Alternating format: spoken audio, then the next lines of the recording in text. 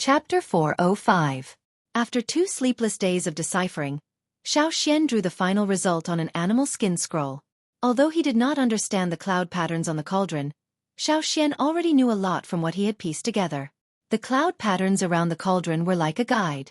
Most of the Xia people's cauldrons, no, not just cauldrons, but other objects would have such cloud patterns. Just as Zhang Luo said, these cloud patterns were different from the decorative cloud patterns other craftsmen made when they were casting bronze. These patterns had inherent secrets and were almost publicly displayed to the world, but few people knew about them. These cloud patterns were complicated, but every successful Xia person had to master them. It was like an anti-counterfeiting symbol. Back then, the ancestors of the Taiha tribe could not replicate it even if they wanted to. Not only that, after deciphering the cloud patterns, Xueqi felt that they contained an even greater secret. Perhaps it was a secret about the Xia people or something more important. What were the Xia people good at? Forging. It was said that they were also good at making precision objects. The cauldrons they made were almost perfect circles. As for why there was a cauldron that failed to be forged, Xueqi did not know for now. However, from what he heard from others, the Xia people were indeed very capable. Did the secret about the Xia people also involve forging? In the information he deciphered from the cloud patterns, it mentioned a place. Xia descendants had to go there before they were considered true Xia people and worthy of the surname Gongjia. Otherwise, they were failures of the Xia people. Xueqi did not know how many years ago the Xia ancestors set this cloud pattern, but this cloud pattern had existed for at least 1,000 years. It had existed even before the Yanjiao people arrived. Forging. This was indeed something that Xueqi was very interested. If he could master it, he would be able to master half of the Xia people's skills. His tribe's bronze wares would take a huge step forward. In this aspect, the Yanjiao people were indeed far behind. This tribe was still all right. The tribe on the other side of the sea probably still did not have their own metal weapons. However, there was a core seed there. If they went back one day, everyone would be able to use the skill. As for the flat cauldron in the house, the cloud patterns on the 3 legs represented 3 words. Gongjia Mountain. The pattern left behind by the Xia people was ultimately referring to Gongjia Mountain. From the name, could it be the Xia headquarters? Or was it their ancestral land before the Xia tribe split up? No matter what, Xueqi planned to follow the pattern and look around. If he could find the place and learn something from the Xia people, Xueqi's time would not have been wasted. Xueqi went to the shamaness and the chief to discuss this. The chief wanted to send someone to follow Xueqi, but there were only a handful of people who had the ability to follow Xueqi. Following Xueqi was not a burden. If they randomly sent someone, it would only affect Xueqi's movements. That was why only Guang Yi and Duo Kong were qualified. In the end, Xueqi decided to go alone. He did not know how long he would be gone this time. The tribe still had a few trades with other tribes, so he needed Duo Kong and Guang Yi to lead them. Xueqi himself had to stay in the tribe to hold the fort. Plus, the place he was going to was not familiar to the tribesmen, so the others could not lead the way. Since I can find this place alone, I can go anywhere else. Don't worry, Xueqi said to the shamaness and the chief. However, the shaman and the chief were still quite worried, and they took out some forged weapons and medicines. Xueqi did not reject their kindness. He took a sword from Zhang Luo and some medicine from the shamaness. The shamaness had taught Xueqi how to recognize these medicines, so he knew how to use them. It doesn't matter if we can't find Gongjia Mountain. Forging skills are not as important as staying alive. The shamaness reminded Xueqi to come back if he could not handle it. Zhang Luo had the same thought.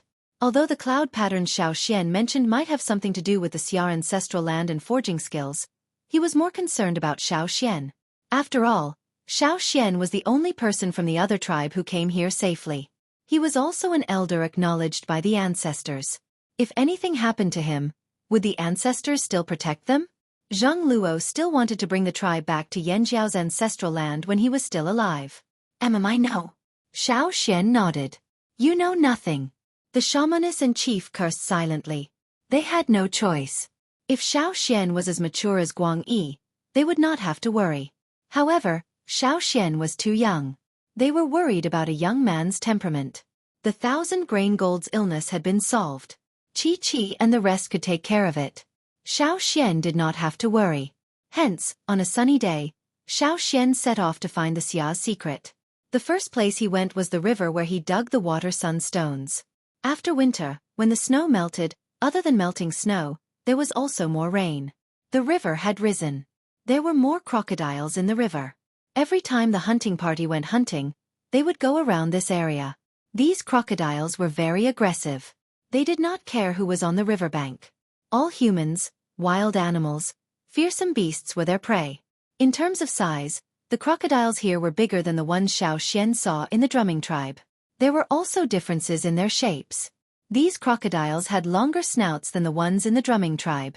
Their upper jaw was longer than the lower jaw and they had more teeth. The drumming tribe's crocodiles had around 60 to 70 teeth. The crocodiles here definitely had more than 100 teeth. Their thick, nail-like teeth and their distribution in the crocodiles' mouths showed that these crocodiles were very good at catching prey.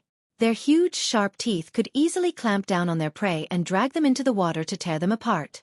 Their powerful biting ability and well-developed muscles allowed these seemingly clumsy fellows to move with exceptional agility. The crocodiles of the drumming tribe, because they lived with humans, were more or less tainted with human emotions. Even if it was only towards the people of the drumming tribe, it was still there. However, the crocodiles here wanted to kill everything. This was Xueqi's first impression of them. The sun was just right.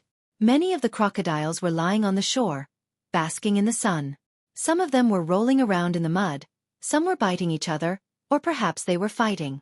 From time to time, there would be some hissing sounds. When he was in the drumming tribe, Xueqi knew that these creatures that only knew how to bite and kill were actually very smart and cunning. They didn't have big brains, but their intelligence was far beyond people's imagination.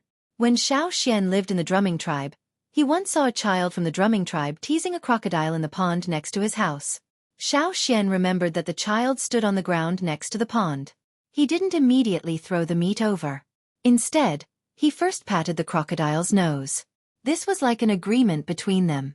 After patting, the crocodile would open its mouth and wait for the child to throw the meat into its mouth before closing its mouth again. The second time, the child took out another piece of meat from the basket. However, the crocodile in the pond retreated a little. The child wanted to pat its nose, but he couldn't. So he walked a few steps towards the pond and finished the game of patting the crocodile's nose. The third time, the crocodile retreated a little further into the pond. The child continued to move forward. Both of his feet were already in the water. When the child threw the meat into the crocodile's mouth, the crocodile swallowed the food. Then it quickly bit the child's clothes and dragged him into the water. The child, who was standing there with the basket, was instantly dragged into the water. Xueqi, who was standing not far away, broke out in a cold sweat when he saw this scene. However, the people next to him told him that it was the tribe's Baoyu playing with the children. They were just teasing the children. Sure enough, when Xueqi looked over again, the rolling crocodile only bit the child's clothes. It didn't really bite him. The child was laughing and playing with the crocodile in the water. The meat in the basket had all fallen into the water and was divided by the crocodile in the pond. It was just a game. However, the game of the beasts was closely related to hunting.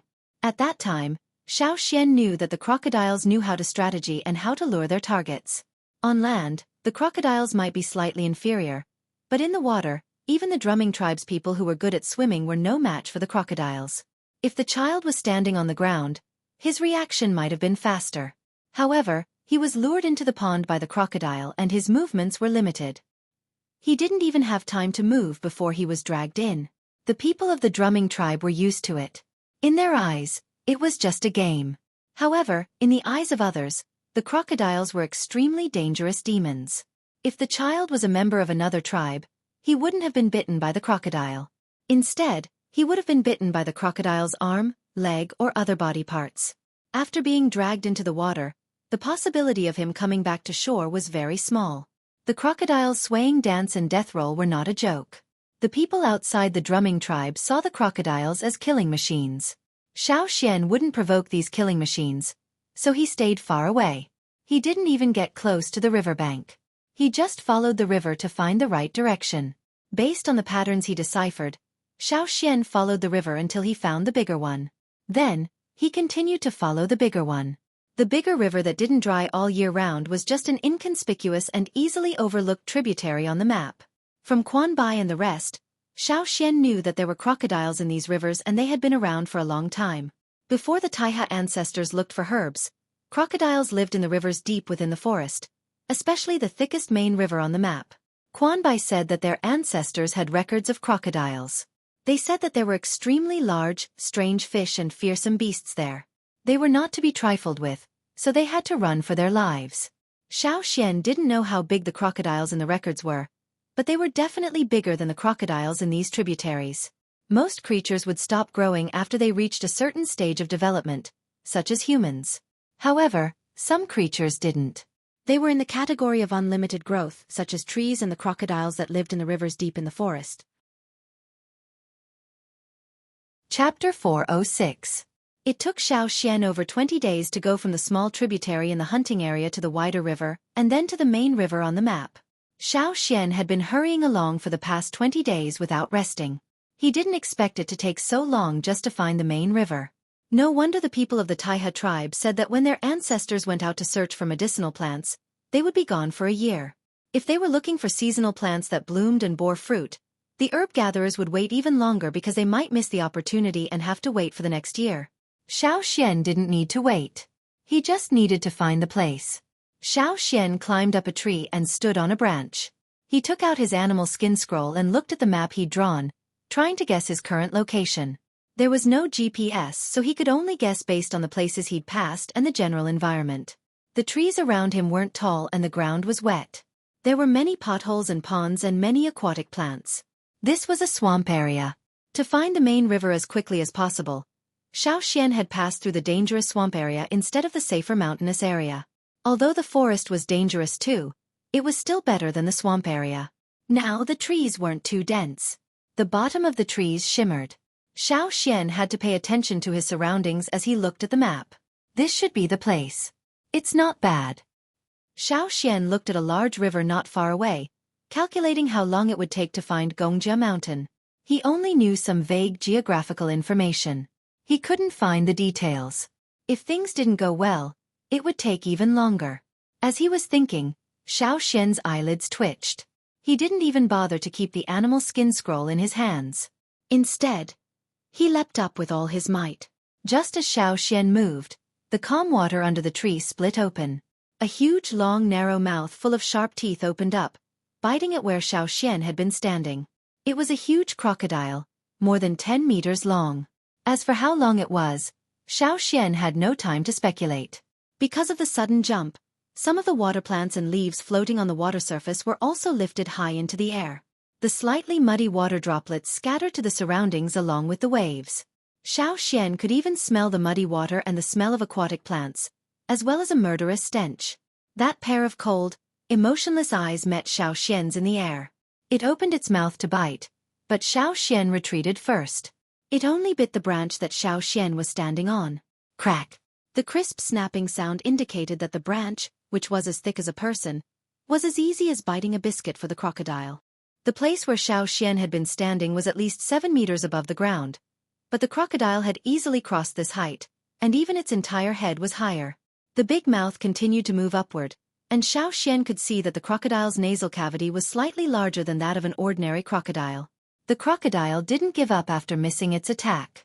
Instead, it swung its head vigorously in the air, opened its mouth again, and swept towards Xiao Xian for a second bite. Based on the crocodile's hook-like teeth structure at the front of its snout, they were better at catching prey.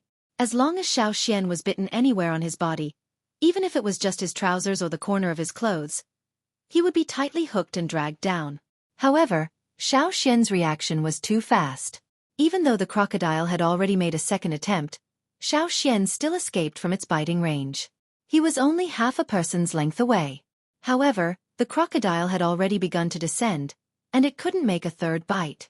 Its closed mouth made a banging sound, and its scaly jaws trembled from the action of biting, as if venting its master's unwillingness. In the end, the crocodile fell heavily into the water, splashing up a large amount of turbid water mixed with seaweed. After falling back into the water, the crocodile didn't get up again, but left with the ripples of the water. Xiao Xian landed on another tree, but he didn't stop. Instead, he continued to jump a few times. A 7 to 8 meter branch wasn't safe at all. He had to find a bigger tree to rest on. That would be safer. The water under the tree was deeper than he thought, or the crocodiles wouldn't be able to hide their bodies completely. While Xiao Xian was looking for a taller tree, he encountered another leaping crocodile. As Xiao Xian bounced away, he drew the bronze sword that Zhang Luo had given him in the air. He twisted his waist and swung his arm with the sword, slashing the crocodile's mouth with great force. Clang! The vibrations from the sword showed the toughness of the crocodile's scales. However, Xiao Xian still managed to injure it, and the sword even pried off one of its teeth. If Xiao Xian had been stronger, he might have been able to cut a hole in the crocodile's jaw. Moving through the swamp was like moving through the crocodile's teeth.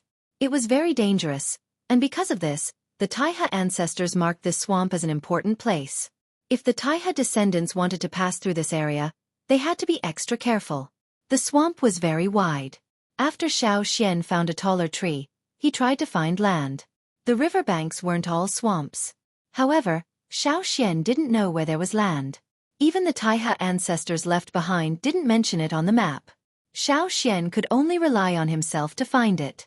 After putting away the map, Xiao Xian continued to jump above the swamp. He couldn't leave in the direction away from the river. Leaving the riverbank would indeed allow him to leave the swamp faster. But if he did that, Xiao Xian wouldn't know if he could determine the location of the main branch. After all, the main branch had curved a few times and didn't flow in a straight line. After walking for half a day in the swamp beside the river, the swamp gradually narrowed. Xiao Xian saw a large forest in front of him. It was taller and more lush, and he could even see the mountains. The swamp was coming to an end. Xiao Xian thought to himself. The number of crocodiles in the area had decreased by a lot. Previously, he had seen many crocodiles on the banks of the river and in the swamp. However, the closer he got, the harder it was for Xiao Xian to see a single one. Just like the fierce beasts in the mountains, a large crocodile needed to occupy a large area in order to obtain food for it to survive. There were only a few crocodiles in such a large area. This place wasn't out of the danger zone that the Taihe ancestors had marked out. It should still be the crocodile's territory. There had to be a reason for this abnormality. Xiao Xian became even more vigilant. As he ran towards the forest, Xiao Xian caught a glimpse of something floating on the surface of the river. After jumping up a tall tree, Xiao Xian looked at the river. There was a clump of water grass on the surface of the river. However, upon closer inspection, Xiao Xian felt that something was amiss. The clump of water grass floated up and down on the surface of the river. Bang! The clump of water grass shook and floated up a little. Water splashed out from it. At the same time, Xiao Xian also felt that the sound of the collision was very strange. There was more than one sound just now. It seemed to be the sound of metal colliding. What was that? Xiao Xian stared at the clump of water grass. There seemed to be something inside. A crocodile? A crocodile trapped in the water grass? No, upon closer inspection, the clump of water grass was square, and on both sides of the water grass was wood. Due to the violent tremors, the water grass had loosened a little. The exposed areas on both sides were tree trunks. That wasn't water grass. It was a cage. It was a trap. Xiao Xian was shocked. If it was a trap, it meant that there were human activities in the area. Moreover, they had specially made a trap. Judging from the size, it was probably to catch prey in the water. Some fishermen caught fish by casting nets, some were good at fishing, and some used water traps to catch prey. However, the third type was extremely rare. This was Xiao Xian's first time seeing a crocodile trap. Bang bang! The trapped crocodile struggled again, causing the water grass to loosen even more. This allowed Xiao Xian to see the trap more clearly. It was a metal cage. People from Yanjiao, Taihe and other tribes would not use metal to make traps. Although bronze was becoming more common, they were very frugal with their use of bronze. Even if they wanted to make a trap, they would not use so much to make one. How big were the crocodiles in the river? A cage like this was at least 15 meters long. How much metal did it use? The further away they were from the Great Six Cities, the less bronzeware they used. Xiao Xian had seen people from other tribes on his way here. The tribe he saw recently used horns and bones when they hunted. They rarely used bronzeware. Xiao Xian was very surprised to see such a huge metal cage. At the same time, Xiao Xian wondered if they were close to Gongjia Mountain. Other people did not use bronze, but the craftsmen were different. Plus, someone who could make a crocodile trap like this was definitely not an ordinary tribesman. Xian wasn't in a hurry to leave. He found a suitable tree and stood on top of it to hide, waiting. Since the trap had caught its prey, the person who set it would be here soon. If the crocodile in the cage continued to struggle, the trap would be damaged even more. Sure enough, not long after, Xian heard the sound of someone approaching quickly. The sound was not loud, and the person was very good at moving through the forest. Judging from the sound, the person should be very familiar with this area. When he moved, he was very decisive and did not hesitate to stop. He was very confident. The whooshing sound soon reached the riverbank not far away. Xian looked over and was stunned. He did not see the front, but at first glance, he thought it was a small crocodile moving around. But when he looked again, he realized it was actually a human figure. There were even human hands exposed. It really did look like a crocodile. Even when the drumming tribesmen were in totemic form, they did not look like this person. However, as he continued to observe, Xian realized it was actually a person wearing crocodile skin. When the drumming tribesmen used their totemic power to transform, their facial features and bones would change. This person only wore crocodile skin. His real appearance was not much different from a normal person. Chapter 407. After the man quickly came to the shore, he flipped through the grass, and then there was a crunching sound. Xian watched as the man pulled a thick vine. With a crunching sound, the vine was pulled out little by little, and the trap floating on the water quickly moved closer to the shore. The closer the trap was to the shore, the more the trapped crocodile struggled. However, compared to the crocodiles Xian had encountered before, this one was much weaker. If it was in its peak condition, the trap might not have been able to last so long with such a large crocodile. After the trap was pulled ashore, its full appearance was revealed. It was a square metal cage. In order to keep it afloat on the water, thick tree trunks were tied to both sides of the cage to keep it afloat. The cage and the tree trunks were covered with water plants, probably to cover up the trap. It was unknown whether this cover was for people or crocodiles. Some people thought that fish were stupid and would fall for obvious traps, so there was no need to cover up the traps. However, the crocodiles here were not stupid. Even if there were stupid ones in front of them, they might be able to avoid the obvious traps. Xian watched as the man pulled the cage ashore. He tore off the water plants tied to the cage, then took out a vine from the grass nearby and tied it to a metal rod. The end of the vine was tied into a circular noose. Then, the man opened the cage near the crocodile's head. The top of the cage was divided into 3 sections, and he had only opened 1/3 of the section near the head. After opening it, he put the metal rod tied to the noose inside, and the noose at the front of the rod was stretched toward the crocodile's mouth. The crocodile in the cage opened its mouth wide, revealing more than 100 teeth in its mouth. It was showing off its power to the man, and it couldn't wait to rush up and bite the man standing above it to death. The size of the noose was very suitable. With the strength and toughness of the vine, the noose could be maintained in a circle with a slight shake. The man neatly put the noose into the crocodile's mouth. If it was an inexperienced person, the noose might have gotten stuck between the crocodile's teeth, but the man succeeded on his first try. The noose directly wrapped around the crocodile's upper jaw. He opened the other 2 doors at the top of the cage. At the same time, the person moved the 4 corners of the cage. Then, the cage turned from a square to a flat open shape. The crocodile closed its mouth. Because of its nature, the first thing it thought of after its upper jaw was trapped was to bite. After closing its mouth, it couldn't bite through the vines. Its teeth weren't like herbivores that could grind the vines in its mouth. On the contrary, because the vines were wrapped around the gap between its teeth, it couldn't bite through them in one go. Now it didn't have much strength to struggle free, so it used the crocodile's best skill, death roll.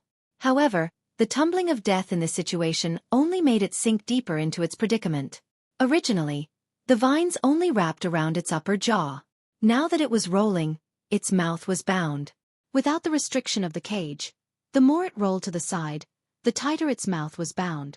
After tying the crocodile's mouth, the man used other vines to add a few more loops around its mouth to be on the safe side. After that, the man found some large leaves and combined them with the vines to cover the crocodile's eyes. With its eyes covered, the crocodile's struggling movements decreased. Many fish could reduce their nervousness by tying their eyes. Obviously, crocodiles were similar to fish in this regard. The man knew the habits of crocodiles very well. The crocodile, whose mouth was tied and eyes covered, had its hind legs wrapped by the man's vines. Crocodiles were reptiles. When moving on the ground, their main strength came from their hind legs. The crocodiles that Xiao Xian encountered earlier were able to jump so high to bite Xiao Xian, who was standing on a tree. Other than their strong muscles, the crocodiles also had powerful thighs. Therefore, the man tied the crocodile's legs to restrict its movements. After tying its mouth, blindfolding its eyes, and binding its hind legs, the crocodile was lying there motionless. The man stood to the side and watched. Then, he pulled the vines and added a few more loops around the crocodile's mouth, covering almost all of its exposed teeth. Xiao Xian had experience. The crocodile's fangs were like knives when they shook their heads. They could easily hurt people. The man was sweating all over. He lifted the crocodile's hat back, revealing a dark face full of stubble. He put away the flat metal cage and hid it to the side. Then, he pulled the rope that tied the crocodile. The man suddenly turned and looked in Xiao Xian's direction. "You've been watching for so long. It's time to come out, right?" the man said. There was no anger in his voice. His tone was very calm, as if he didn't care at all. Xiao Xian didn't think that he would be discovered, so he didn't bother hiding anymore. He jumped down from the tree and walked over. He also put his sword in a conspicuous place. If he hid his weapon, it would make the other party feel threatened and hostile. The other party's attitude was kind, and he didn't have any bad intentions. Xiao Xian didn't want to offend him. The man's gaze swept across Xiao Xian, then paused when he saw Xiao Xian's sword. His eyes flashed with undisguised disdain. "Which tribe are you from?" asked the man. "The Yanjiao tribe." After guessing his identity, Xiao Xian didn't hide it. After all, he had more questions to ask. Besides, this man didn't look like someone who was easily fooled. "The Yanjiao tribe?" The man thought for a moment. "I think I've heard of it." "Is it nearby?" "Yeah, it's quite far." "If it's so far away, why did you come to such a dangerous place? Are you here for training?" asked the man. "No." "Looking for herbs?" "No." "You're not here for Gongjia Mountain too, are you?" asked the man. Xiao Xian looked at him in surprise. He knew. "Really? You? And you're here for Gongjia Mountain?" The man looked at Xiao Xian as if to say, "You've overestimated yourself." He was looking for death. Are there a lot of people here for Gongjia Mountain?" Xiao Xian was curious. "Not many, but there are still a few people." However, as they searched, they ended up courting death. That person said in a flat tone. There was no sarcasm, no gloating. "Then you are, I'm Gongjia Hang." He didn't have to say much. One name was enough to reveal the most important information. When he announced his name, Hang was full of pride. The Xia people never hid their surname. They were proud of their surname, Gongjia, and their tribe. He really was a Xia. When Xiao Xian heard this, he was about to ask when the man continued. "Even I, a Xia, couldn't find Gongjia Mountain. How did you foreigners find it?" "You're looking for death." No wonder Gongjia Hang was so calm towards the people who came to look for Gongjia Mountain. He didn't look down on them. Even a proper Xia person like him couldn't find Gongjia Mountain. "Are there a lot of people looking for Gongjia Mountain?" asked Xiao Xian. "Not a lot, but it's not a small number either. I've been here for 20 years and I've met 17 people looking for Gongjia Mountain. 10 of them were Xia people like me and 7 of them were outsiders. In the end, 9 of them died. 5 returned with injuries while the other 3 continued searching. I don't know where they died. Maybe they found Gongjia Mountain," said Xiao Xian. "Impossible. If I can't find it, how can they?" said Gongjia Hang confidently. If other people came, it meant that Xiao Xian wasn't the only one who solved the cloud pattern. However, not many people succeeded, so not many people came. However, finding Gongjia Mountain was more difficult than Xiao Xian expected. If even the Xia people couldn't find it, then the chances of others were even slimmer. After all, the Xia people knew more about the cloud pattern and had more information. Because no one could find it, Gongjia Hang didn't care if Xiao Xian came. He waved at Xiao Xian. "Come help me. I'll share some meat with you later." In the past, when Gongjia Hang caught a crocodile, he wouldn't kill it here. He still had stock, so he didn't plan to kill it yet. He would keep it for a few days and wait for his stock to run out before killing a new one. That was why he would drag the crocodile back to where he lived after catching it. The Xia people were good at casting and forging. Those who could cast were strong too. It was not good to have weak arms when forging. That was why compared to most people, the Xia people were stronger. In the past, Gong Jiaheng would drag the crocodile back himself after catching it. In the past he could use some tools like wheels. Now that he had used up a lot of materials, he had to drag it himself. It was too difficult to pull it himself, so he called Xiao Xian over to help. "Here, you pull the tail, I'll pull the rope." Before he could finish, Xiao Xian picked up the tail and dragged the 10-meter-long crocodile forward. He walked so easily that he cut off Gong Jiaheng's sentence. "Your strength is not bad." Gong Jiaheng pulled the rope for a while but realized he didn't have a chance to use his strength, so he let go. He stared at the crocodile to see if it was still tired and to prevent it from breaking its vines to attack people. Gong Jiaheng had a large hammer in his hand. If anything happened, he would smash it. "Is this crocodile drugged?" asked Xiao Xian. "Crocodile? You mean it?" "Of course it's drugged or it wouldn't be so quiet," said Gong Jiaheng. The bait he placed in the cage contained a drug that made the crocodile weak. The drug was very strong and could last for half a day. If the crocodile didn't eat it, he would continue to feed it the drug. "Right," asked Xiao Xian. "How did you know I was hiding there?" He thought he was good at hiding and didn't make a sound. "I felt someone watching," said Gong Jiaheng. Xiao Xian thought back. It made sense. He was too focused on the crocodile. Gong Jiaheng had lived here for 20 years, so he was very sensitive. Of course he noticed. Chapter 408. Gong Jiaheng lived in a mountain not too far from the riverbank. They could see the mountain from the riverbank since there weren't many mountains around. Xiao Xian asked a few probing questions along the way, and Gong Jiaheng answered them all. Unless it was about the Xia people's secrets, Gong Jiaheng did not care about anything else. He talked about the weapons he had forged the most, including large cauldrons and ceremonial weapons like swords and spears. His words were filled with confidence and pride. In the eyes of the Xia people, if they claimed to be second in forging, no one would dare claim to be first. The only ones who could surpass them were from their own tribe. Even when Gong Jiaheng was praising himself, he did not let his guard down. Although his expression and words were casual, he was able to react at the slightest movement. A strange worm with many legs suddenly leapt out of the bushes. Even though it was lying on the ground, it was still taller than Xiao Xian and Gong Jiaheng. Two antennae-like antennae waved on the top of its head. Its two large pants-like fangs lunged at Xiao Xian and Gong Jiaheng.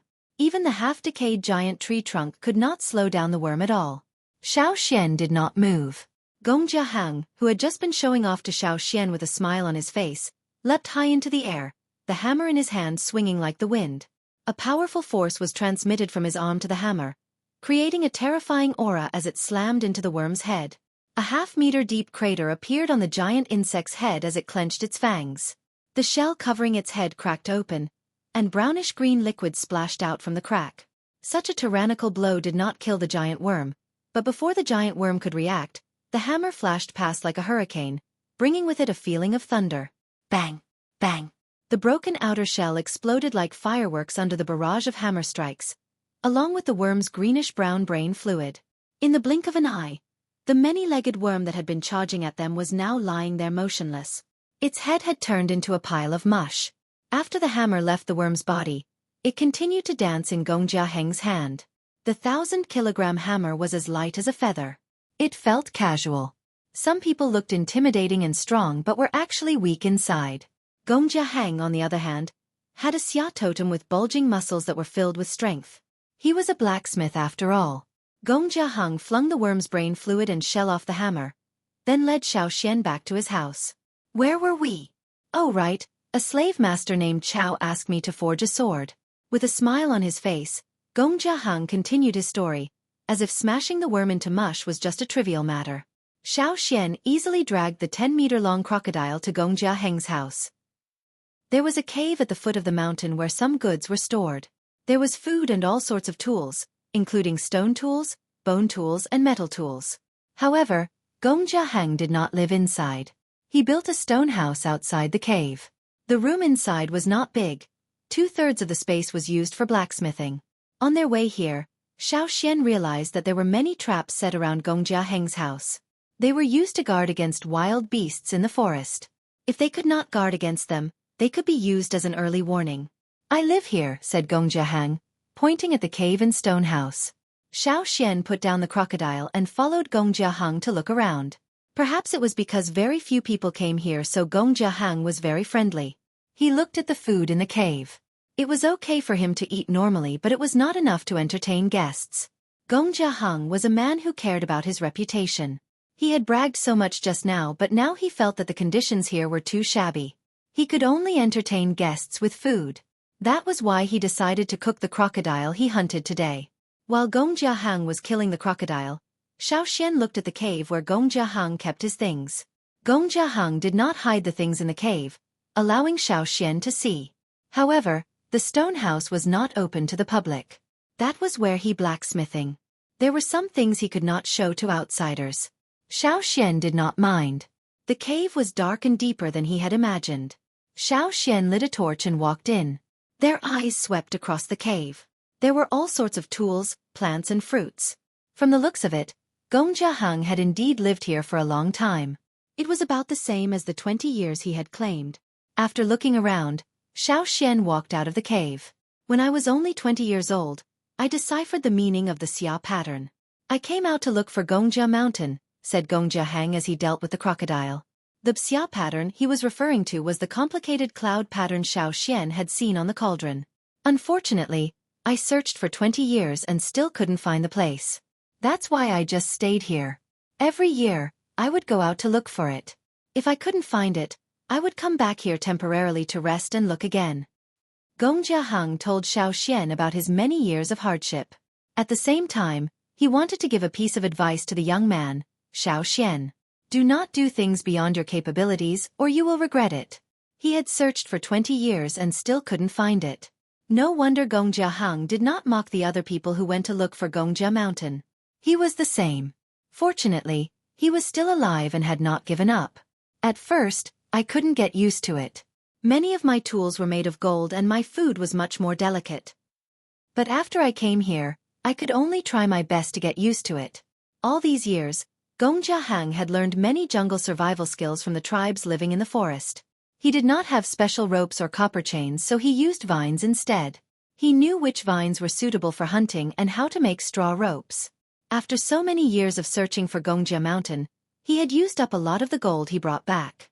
When he lacked materials, he would help the tribes in the forest forge weapons for low pay in exchange for materials.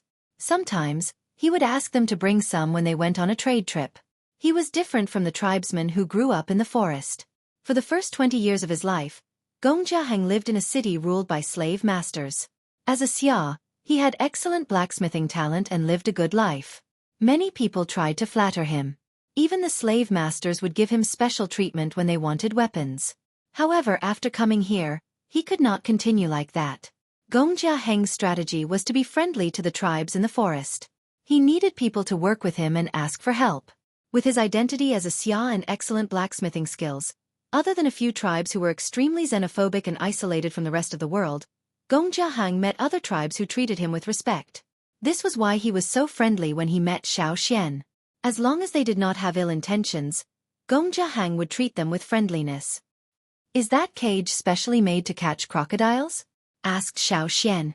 Yes. There are many fish here. Gong Jiahang nodded solemnly. In such a primitive environment, in order to save materials, he could only learn to use materials other than metal. However, as a Xia person, he still leaned towards making metal. He had made other items in the past, but due to certain reasons, he abandoned the other metal items and made that cage. Many people laughed at him for being silly and wasteful. But he did not regret it. There's a giant fish in that river. Oh, it's the crocodile you mentioned. It's huge though. I was almost eaten by it a few times when I crossed the river. I don't even know how many weapons I lost in that river. Gong Jiahang grew angry at the mention of this. He looked in the direction of the river with hatred in his eyes. Looks like they had a grudge. Speaking of crocodiles, Gong Jiahang had lived here for 20 years. Even if he had never seen a crocodile in the first 20 years, he had lived in the forest for many years. The river is deep. When they're in the water, they only show their eyes and nostrils. Gong Jiahang told Xiao Xian this so that Xiao Xian could understand the crocodiles better. Their strong tails can propel them to swim quickly underwater. At the same time, they can reduce the waves and sneak up on their prey. Even if they lose a leg in a fight, it's fine because they're born to be strong. Many of them are missing a leg. That's a sign of their fighting style. That's why, Xiao, if you encounter a crocodile that's missing a leg, do not underestimate it or you'll regret it. Gongjiahang said, however, when you came here, the crocodile that's missing a leg is inconvenient. In shallow water and on land, they use their legs more. Sometimes in shallow water, they can even jump by stepping on rocks underwater. Yes, I've experienced this before. Xiao had compared the crocodiles here to the crocodiles in the drumming tribe. The crocodiles here had stronger hind legs. And their teeth. If the drumming tribe's crocodiles' teeth were blunt cones, these crocodiles' teeth were sharp steel nails. Many aspects showed that the crocodiles here were more dangerous. Wow, I didn't expect this fish to be over 100 years old. It can be used as armor. Gongjiahang picked up a scale and passed it to Xiao. When the time comes, you can use its bone plates as armor. These fish can make good armor after they're over 100 years old. How do you know it's over 100 years old? Asked Xiao. Look at the top.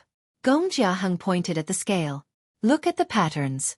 The scale Gongjiahang passed to Xiao had some patterns on it.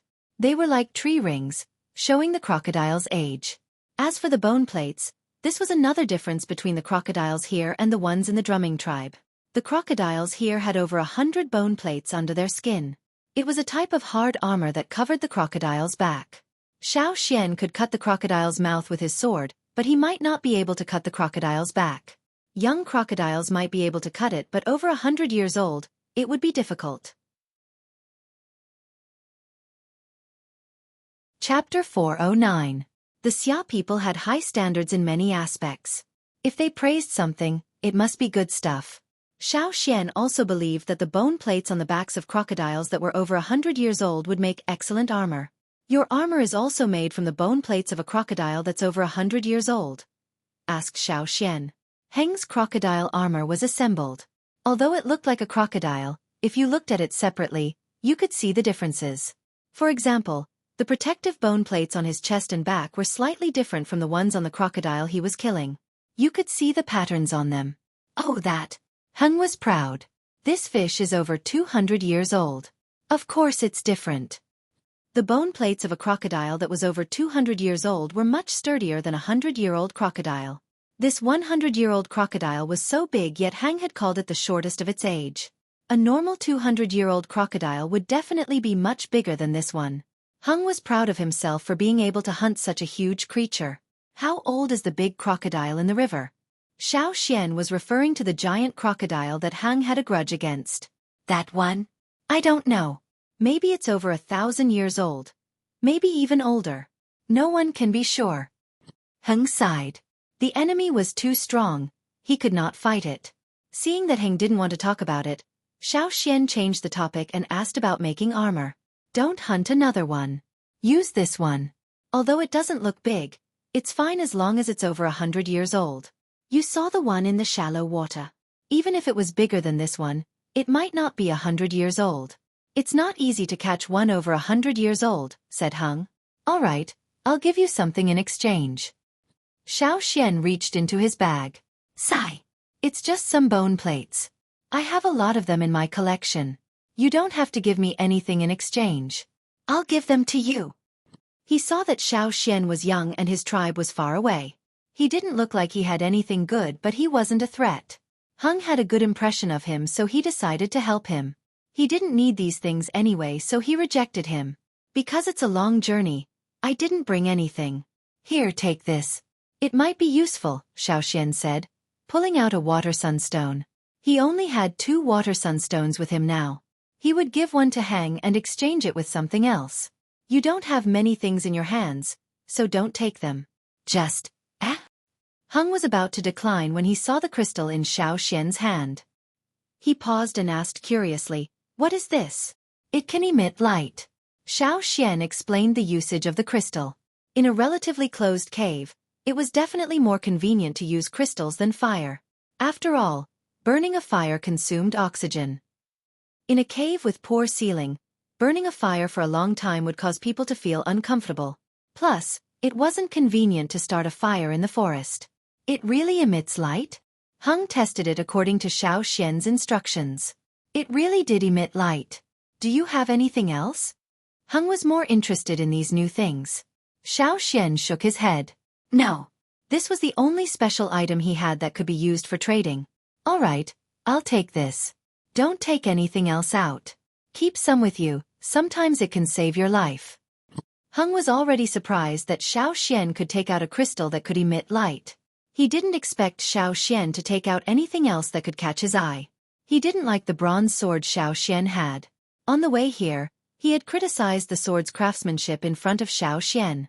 When I remove the bone plates from this fish, I'll tell you how to choose the best bone plates for armor. Heng couldn't stop talking. Armor is very important in the forest. For example, if you're walking in the forest and suddenly meet a beast that's faster than you can't escape in time and get bitten. If you're not wearing armor, you'll be bitten to death immediately. But if you're wearing armor, you won't be bitten at all. You won't be bitten at all. Ha ha ha. Xiao Xian. When he saw Xiao Xian's speechless expression, Heng's smile faded. However, he still thought he had told a very funny joke. His eyes were still smiling. Young man, don't be so serious. Smile more. Heng knew he was exaggerating. If you were bitten by a fearsome beast, even if it couldn't bite through you, a fearsome beast with a strong bite could still bite you to death even if you were wearing armor. Armor wasn't invincible. Of course, having armor was always safer than not having armor. Xiao Xian understood this. Before he came to the sea, he had always been wearing bug skin. It had good protection and was light. When Xiao Xian was still a mid-level totemic warrior, Xiao Xian's bug skin had helped him a lot when he fought against a high-level totemic warrior. However, Xiao Xian had used the bug skin to cover the core seed. He had given it to Tuo and the rest to bring back to the old haunt. Now, he had to replace it with something else. It was true that the forest was dangerous. Xiao Xian wasn't completely unscathed on his way here. It was just that he had a strong recovery speed. That was why he looked more relaxed than others. As they cooked the meat soup, Heng continued to tell Xiao Xian about his dangerous experiences in the search for Gongjia Mountain. However, after listening to him, Xiao Xian still decided to continue searching. Heng stopped trying to persuade him. Young people just don't listen to advice. It was rare to have someone to eat meat and drink soup with. Heng was in the mood. He talked a lot, but Xiao Xian managed to glean some useful information. After eating and drinking, Heng did not stop. Xiao Xian listened as he worked on the rope. At first, Heng did not mind. To tribesmen, making rope was a daily skill, so he continued to talk to Xiao Xian. Xiao Xian made a rope and twirled it around his fingers. He had saved it for divination. When he came here, he wanted to combine the deciphered cloud patterns with divination to determine the correct location. However, on the way here, he had tried a few divination attempts and failed, so Xiao Xian did not continue. Now, Xiao Xian had obtained more information from Heng. It was all very useful information. He believed that Heng was telling the truth, so he decided to try the rope divination again. Heng was talking excitedly when he saw Xiao Xian playing with the rope with his eyes closed. He was not angry. It was not easy for this young man to come to such a dangerous place alone and still be alive. He must be tired. Young people were young people, playing with ropes when they were tired. However, very soon, the smile on Heng's face faded. It was replaced by a serious expression. He maintained his posture, but his eyes were fixed on Xiao Xian's movements. At first, he thought this young man was just playing with the rope to pass the time. However, Heng was once an upper-middle-class person in a big city. He had seen all sorts of things. Naturally, he could tell what Xiao Xian was doing. Divination. Was he from East City? No, this kid said he was from the Yanjiao tribe. He was a tribesman. On the way here from the river, Xiao Xian also had totemic patterns on his body. He was not from the Great Six. How did this kid know how to do this? However, when he thought about it, some tribesmen did know how to do divination. It made sense that this kid knew how to do it. However, this kid was so young. Was he familiar with divination? How far could he go? Heng's mind raced. This kid insisted on looking for Gongjia Mountain, and even knew how to do rope divination. Perhaps he could really find it. No, he definitely couldn't. Other than the Xia people, no other tribesman could find Gongjia Mountain. However, even if they couldn't find it, they might be able to find it closer to Gongjia Mountain. the flames danced in the wind and the wood in the fire crackled. Heng was not distracted. His heart was in turmoil. Under Gongjia Heng's unblinking gaze, the rope in Xiao Xian's hand was knotted one by one. Heng did not understand what the knots meant, but he knew that if the divination failed, the knots would not be successfully tied. So did the divination result. Finally, Xiao Xian opened his eyes. Heng was nervous too. He did not even notice that the meat in his hand had turned into minced meat. What did you find? Heng was so nervous that his voice trembled. Xiao Xian was not surprised that Heng saw through him. In fact, he did the divination in front of Heng on purpose. That direction. Xiao Xian pointed in a direction on the other side of the river. I don't know the specifics. I just know we should go that way. I think it's the same direction you've been to before. Of course I know it's the right direction, Heng said urgently. But what happens after we get there? How far can we go? What will happen after we get there? Heng knew he was heading in the right direction, but he had been searching for 20 years and he still could not find Gongjia Mountain. He might have been smiling happily earlier, but when he thought about the fact that he could not find it after 20 years and did not know if he could find it in the future. Damn it, he was anxious. Xiao Xian scratched his nose that was scratched by the flying grass. I don't know either. I'll see when the time comes. This was the truth. Heng was speechless. As the sky darkened, Xiao Xian decided to spend the night here. However, he did not sleep in the cave or the stone house. Instead, he slept in a small house on a tree. This was another resting spot for Heng. If there was any danger on the ground, he would run up the tree. That night, Xiao Xian slept on the wooden bed in the treehouse. He closed his eyes and fell asleep. However, in the stone house under the tree, Heng could not sleep. He tossed and turned in bed, unable to fall asleep. He could not sleep, so he got up and went to the forging room. When he was frustrated, he would go to the forging room and hammer at the copper blocks. He did it for no specific purpose, just to vent his frustration. He hammered. Clang. Should he go out with that kid to look for it? He hammered again. Clang. However, he couldn't bear to lose face. Why would the Xia people need help from outside the tribe? Dignity was important. He hammered again. Clang. He had been searching alone for 20 years and still couldn't find him. Perhaps that kid could be of some use? Clang. Clang. Clang. Annoying. Annoying. Annoying. Chapter 4:10. Heng struck copper the entire night. The next morning, he heard Xiao Xian coming down the tree. When he came out of the stone house, his eyes were bloodshot. It was a terrifying sight. What's wrong? Xiao Xian had also heard the sound at night, but he could still tolerate it when he wanted to rest. People who often hunted in the mountains and forests would hear the roars of beasts, birds, and insects from time to time if they rested in the mountains and forests at night. If they couldn't even tolerate these sounds, then they wouldn't be able to rest. It was rare for the forest to be completely silent. When Heng heard Xiao Xian, he looked up at Xiao Xian with bloodshot eyes. His facial muscles twitched. Nothing. Then, he turned and walked towards the cave. There was some water stored in the cave.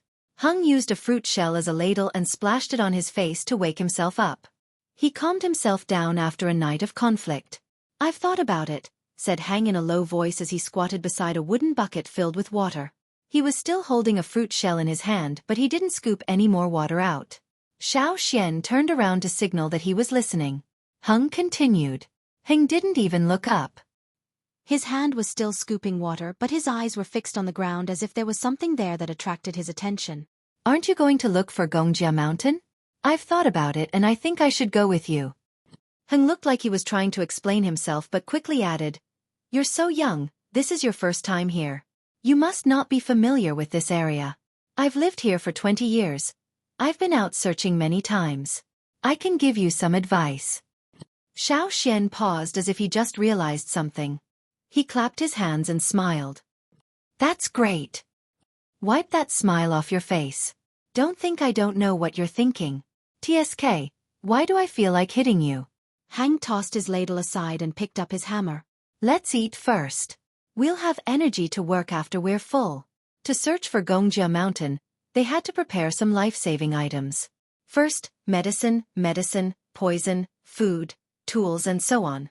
It hadn't been long since Heng left to search for Gongjia Mountain. If Xiao Xian hadn't appeared, he wouldn't have planned to leave so soon.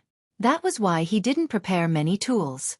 However, since the plan had changed, he had to hurry up and get the things he needed. Xiao Xian's armor was made from the bone plates on the back of the crocodile they had eaten yesterday. At first, he wasn't used to wearing it. Just like how the crocodiles were limited by the bone plates on their backs, Xiao Xian put on the armor. Although it had been modified in terms of flexibility, it was still much less comfortable than the insect skin he had worn before. However, in this situation, he couldn't ask for too much. It was already good enough to have something to wear, as long as it had good protection. After making the armor, Heng brought Xiao Xian to gather herbs. We need more medicine for healing and poison. After they returned, Xiao Xian familiarized himself with the armor while helping Heng set up traps. It would take 3 to 5 days to prepare everything, so he didn't plan to stop here. The cage they used to catch the crocodile was set up again. Heng used a type of beast meat as bait and hid the medicine inside. Then, he hung the bait in the cage. When the crocodile swam into the cage and bit the bait, the cage door would be pulled shut. Unless someone came to open it or the cage was knocked open, it wouldn't open automatically. However, the crocodile would have been drugged and would lose its strength quickly. It wouldn't have the strength to knock the cage open. Be careful with this drug. Just a little bit. Heng measured it with his thumb and forefinger. It wasn't even the size of a green bean. It's enough to knock someone out. Of course, powerful people like us can hold on longer. Weaker people can't. A little bit was enough to knock an adult out. The ball of medicine Heng had placed in the bait was the size of a ping-pong ball. After the crocodiles ate it, they struggled. The so-called knockout drug was only a relative term. For some creatures, it was a knockout drug that would only cause them to fall unconscious, but for others, it was a lethal poison. If a person was given the same amount of medicine as the crocodiles, they wouldn't just faint. They might not wake up and die. At the same time, Heng told Xiao Xian not to overdose their prey. If they overdosed, it would affect them when they killed them. They had to control the dosage. Otherwise, if they overdosed on the crocodiles, what would they do if they overdosed? In 3 days, Heng prepared his own tools. He even gave Xiao Xian an axe. If Xiao Xian didn't have anything to use, he would need Heng's help if he ran into trouble. Giving Xiao Xian was also helping himself. In 3 days, no crocodiles took the bait in the cage. They weren't sure if the crocodiles didn't notice the bait or if they didn't come here. How are we going to cross the river? Asked Xiao Xian. Although this main river was wide, standing on the riverbank, one could see the other side of the river in the distance. Compared to the river that isolated the tribe, it was not worth mentioning. Should we make a boat? Or a raft? Asked Xiao Xian. Don't think about that. Don't even think about it. You can't walk on the river. Although the river looks calm, the cage on the water hasn't caught a single crocodile in 3 days. That means the big crocodile is active in this area. If you want to make a raft or boat, you have to travel further. You can't use it here. You'll be swallowed along with the boat. That thing is very difficult to deal with and it takes a lot of time, said Heng. He didn't set up the cage just for hunting. It was also an indication. If they caught a crocodile, it meant the big guy wasn't active in the area. However, if they didn't catch a single crocodile for a few days, it meant the other smaller crocodiles were scared away. They didn't dare to fight for food here. Then what should we do? Xiao Xian waited for Heng to tell him his plan. Since Heng often went there, he must have a plan. Heng smiled proudly and took out a wooden whistle. He blew it 3 times a beat. Toot, toot, toot. The whistle was sharp, echoing far and wide through the forest. After a while, Xiao Xian looked up into the sky. A dark brown figure was flying over from afar. It was about 4 meters long. Look, here's my plan, said Heng proudly as he looked at the approaching bird. It was a bird that looked like a vulture. Most of its body was dark brown with only a few gray patterns. The bird didn't come down immediately. Instead, it perched on a tree and looked at Xiao Xian cautiously. Come down. Hammer. This is Xiao Xian. We'll be crossing the river together, said Heng. He wasn't sure if the bird understood him. It looked at Xiao Xian, then at Heng. It cawed but didn't come down. Heng dragged out the remains of a ferocious beast to lure the birds down from the tree. You didn't come down when I told you to. Now you come down when there's food. Coward. Gongjia Heng even kicked the bird when it landed. He controlled his strength well so he didn't hurt it or send it flying. Caw! The bird cawed, ignoring Hang as it began to peck at the food. Bring us over when you're full, you hear me? Or I'll kill you with my hammer. Hang threatened with his hammer, but the bird didn't even look at him. It was as if all it saw was food. However, if you looked closely, you would notice that it tilted its head slightly in Hang's direction when he spoke. It was listening. When he saw the bird ignore him, Hang huffed and smashed his hammer on the ground. He sat down to rest. He told Xueqi about the bird. That year I caught it in a trap. I put a copper chain around its neck and planned to pluck its hair and kill it for dinner. But that day, there was a tremor in the forest. Many stones rolled down from the mountain. The rolling stones were not the main thing. The main thing was that there were all kinds of frightened beasts in the forest. It was a mess. Those traps were useless in such a situation. I was almost hit by a beast. I was just trying my luck. When I saw a struggling bird, I untied the chain and climbed onto its back. At first, it wanted to throw me off, but after I pinched its neck a few times, it calmed down. After the chaos on the ground ended, I forced it to land. I thought that if it didn't listen to me, I would just use force and beat it to death. After all, there was a forest below, and with it as a cushion, I wouldn't fall to my death. Who would have thought that this fellow would be so cooperative? After the crisis was over and I came back from hunting, if it was around, I would throw some meat to it. Gradually it got better. Sometimes, when it was hungry and couldn't find food or it couldn't beat the other birds in the flock, it would come to me for food. Now that I think about it, it's been more than 10 years. Hung reminisced, then turned to Xueqi proudly. What do you think? Mine's not bad, right? Although it doesn't listen to me, it helped a lot. Without it, it would be more difficult to cross the river. We would have to meet the crocodiles and maybe even the big one in the river. Actually, I used to have one too. It was bigger than yours and more obedient, recalled Xueqi. Then where is it now? Asked Hung. He thought Xueqi was bluffing. He didn't believe him. We haven't seen it in a year, sighed Xueqi. Uft, Hang snickered. The one you're talking about probably ran away with the other birds. That can't be. It's always been alone, said Xueqi. Giant mountain eagles were not social animals. Unless they were in a group, they would usually be alone and would often fight with each other. However, what on earth was Cha-Cha doing now? Chapter 4:11. While Xueqi was thinking about Cha-Cha's whereabouts, on the other side of the sea, in the old land of Yanjiao, the shaman was also thinking about the same thing. After Xueqi disappeared in the desert, Cha-Cha brought Tuo and the others back and left immediately. It was said that he appeared in the desert and last appeared in the Hui tribe. After that, he never returned to the ferocious beasts' mountain forest. The shaman sent people out to look for him, but they couldn't find him. He originally planned to send people to the Hui tribe in the grassland to ask, but he didn't expect that before the people he sent out to leave the ferocious beasts' mountain forest, people from the Hui tribe in the grassland came to find him. They said that Cha-Cha went to their tribe for a walk and then left with a few eagles. No matter if it was the eagles that had a conflict with Cha-Cha or the 2 eagles that went to the desert with him, they all left together. They were still wondering if Cha-Cha had taken all of them to the Yanjiao tribe, but they didn't find anything. Cha-Cha didn't have a mark, so it was different from the other ferocious beasts in the tribe.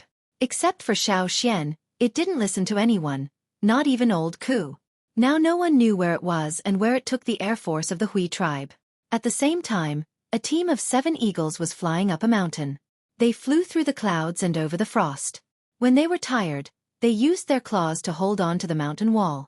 After a short rest, they shook off the ice on their wings and continued to fly up.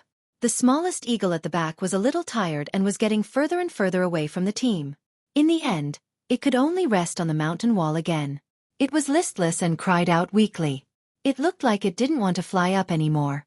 The eagles in front of the team also stopped on the mountain wall and cried out, but no one flew down to help.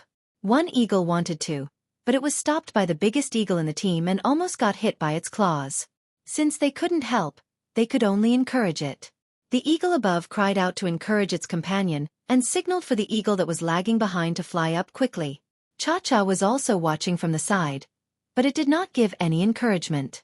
After waiting for a while and seeing that the eagle below was still not moving, it retracted its claws and grabbed a snow-covered stone from the mountain wall. Then, just when the other eagles thought that Cha-Cha would help, it threw the stone down. The other eagles. The stone hit the head of the eagle below. The originally listless eagle was stunned. The snow on the stone flew into its eyes. Because the stone was not big and was mostly covered with snow, it was not injured. It only felt a little pain. After throwing the stone, Cha-Cha grabbed another stone and threw it. This time, the eagle dodged it. After being smashed again and again, the eagle below was enraged. The feathers on its neck were a little puffed up, and the ice on its feathers fell with a whoosh. Screech! The eagle below let out an angry cry and flapped its wings to chase after Cha-Cha. After throwing another stone, Cha-Cha took off and continued to fly upwards. Seeing this, the other eagles quickly followed. After a long time, the 7 eagles had all flown to the top of the mountain and stepped onto the ice field. They lay on the ground weakly and did not have the strength to fight. The few smaller eagles were too lazy to even cry out. After a short rest, Cha-Cha got up and walked forward slowly. It was starving and wanted to eat ice. This was the second time it came to this place. The last time, it was that unknown eagle that brought it and Xiao here. Thinking of Xiao, Cha-Cha bit off a piece of ice from the icicle and threw it on the ground to step on it. Fuck! Xiao disappeared again. The fog on the top of the mountain was very thick, but they could still see some huge black figures around. In this team, the 2 largest eagles were standing on the ground. They were both more than 10 meters tall, and one of them was more than 15 meters tall. However, in this ice field, they were considered children. No matter how arrogant the 7 eagles were outside, they did not dare to act recklessly here. Even if the other eagles were old, they could still kill them with one swipe of their claws. If they could fly here safely, it meant they had the strength to live. That was why they did not offend them and did not want to get themselves killed. The giant mountain eagles had to go through a trip to Eagle Mountain to grow. Every time they came here, it was like a snake shedding its skin. There were 2 eagles in the team who came here for the first time. They followed the 2 largest eagles out of the 7 with curiosity. Cha-Cha did not go over. It chose an icicle and rested there, thinking, when I leave this place again, I'll scare Xiao to death. On the other side, Xiao looked at the unwilling bird and turned to ask Hung. Hammer really won't throw me into the river? No, of course not. Hung promised, then glared at the bird called Hammer. Did you hear that? Do your job well and I'll give you a reward. Or I'll roast you today. Hammer bird let out a slow caw. See that? It agreed. Don't worry, it won't throw you into the river. Hung patted Xiao's shoulder. Young man, be brave. Trust me more. All right, trust me more, said Xiao. The things they had to bring were heavy. The weapons, especially Heng's big bronze hammer, would make the eagle protest for a long time. For safety's sake, they had to come in batches. In the past, Hung would come in 2 batches. Hammer would bring Heng over first, then fly back to bring the other things. Heng's plan was for Hammer to bring Xiao over first, then come back to bring the other things. Finally, Heng would be brought over. We have to keep an eye on our things or the monkeys in the forest will steal them all. Xiao, you go over first. Heng had told Xiao before that there were many annoying monkeys on the other side of the river who had stolen Heng's things. All right. Xiao brought his own things. His things weren't as heavy as Heng's, so they could be done in one trip. Hammer jumped on its back and flew to the other side of the river. As he flew higher, Xiao was able to see the area better, and he could see the situation within a large area. It was better to have air support. Xiao didn't know that Cha-Cha had escaped with one of the Hui tribe's air forces. The people of the Hui tribe were frantically looking for them. Xiao saw an island on the surface of the river. It wasn't actually an island but the corner of a giant beast's head. Its bulging eyes were open, staring coldly at the sky. Xiao felt that Hammer Bird, who was carrying him on its back, had shrunk its body a few times. Then, it flapped its wings vigorously and flew higher and faster. It wanted to avoid this area as much as possible. Even if it was in the air, it was still very afraid of the creatures in the water. In the river, the area above the surface of the water expanded, revealing a long and narrow beak and 2 large nostrils. These were all signs of who this big guy was. This was the giant beast that had caused all the other crocodiles to disappear. This was the king of the river, a giant crocodile of unknown age. Gongjia Hung told Xiao that there was a time when he was riding a bird over the river. When he was about to reach the other side, he looked down from the sky and suddenly felt uneasy. He thought about the rumors and told the hammerbird to fly higher and faster. At the time, Hammer couldn't fly very high because it was carrying a lot of things and it was too heavy. It took a lot of effort to fly high. When he felt something was wrong, Heng's mind raced. In the end, he made up his mind and threw a bag. It contained a few weapons he had painstakingly crafted. Although it was painful, it lessened the burden. The giant beast below suddenly rushed out, half of its body above the surface of the river. Its mouth was like a giant clamp, filled with death and blood, waiting to trap its prey. Hammer flew higher and faster, barely escaping from the beast's mouth. If he still carried the heavy items, he and Hammer would have been in the crocodile's mouth a long time ago. The bag Heng threw down was swallowed by the giant beast. The weapons he had painstakingly crafted were excreted somewhere at the bottom of the river. They couldn't be recovered. That was the beginning of the grudge between Heng and the giant beast. No wonder Heng would rather take a few trips than carry too many items at once. If he carried too many items, he wouldn't be able to react in time. This was a lesson he had learnt. Clearly, that experience was deeply imprinted in Hammer's heart. That was why he was so scared when the giant beast appeared. Fortunately, the giant beast judged that they were flying above its hunting range and did not move. Finally, they safely reached the opposite bank. Xueqi looked around cautiously. Because of the giant beast in the river, there were no other dangerous beasts around. However, they still had to be careful. When Hammerbird took 2 trips to deliver the items and Heng, the 2 of them heaved a sigh of relief. However, this was only temporary. According to their agreement, Heng hunted a beast for Hammerbird as a reward. They didn't expect it to continue delivering the items because Hammerbird rarely came here. Most of the time, it was only active on the other side of the river. After delivering the items, Hammerbird would turn back and return to its flock. Birds like Hammerbirds looked good in size but were at a disadvantage when fighting alone. They were social birds and relied on the strength of a group to survive in the forest. All right, Xueqi, we have to speed up if we keep going forward. That's the territory of those annoying monkeys. There are too many of them and they're hard to deal with. If we don't move fast enough, we'll be at a disadvantage, Heng advised Xueqi as if he was an experienced person. He reminded Xueqi first. Do you want me to share some of your items?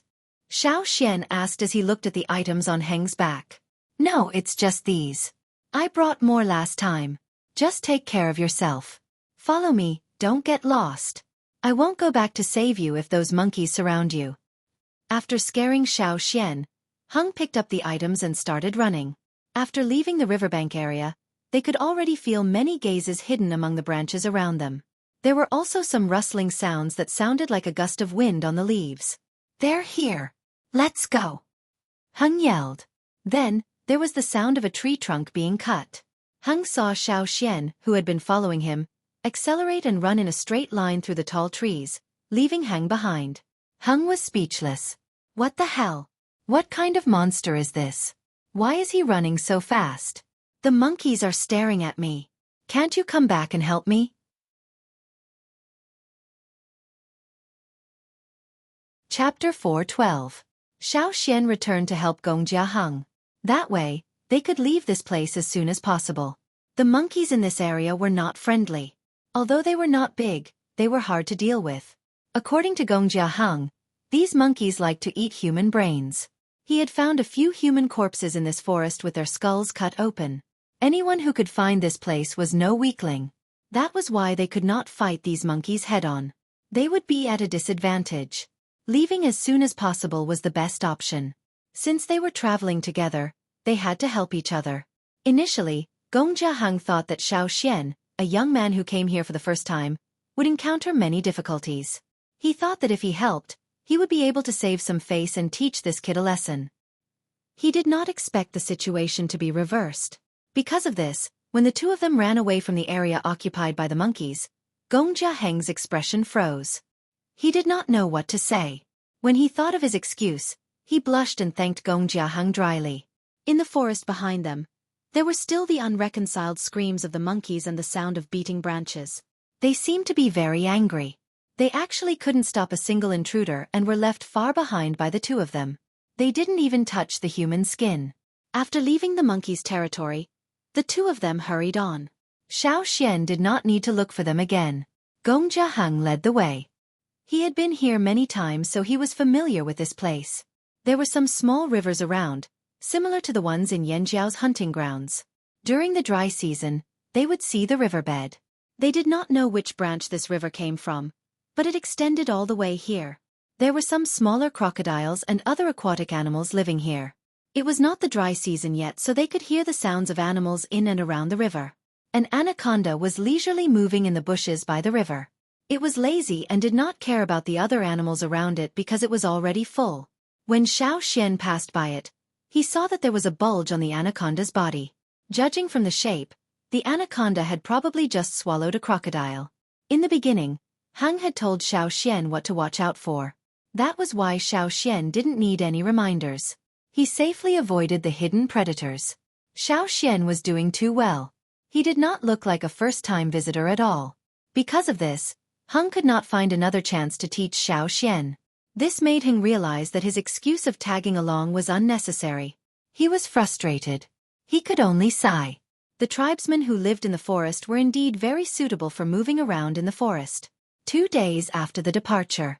At this speed, we'll reach the resting place before dark, said Heng.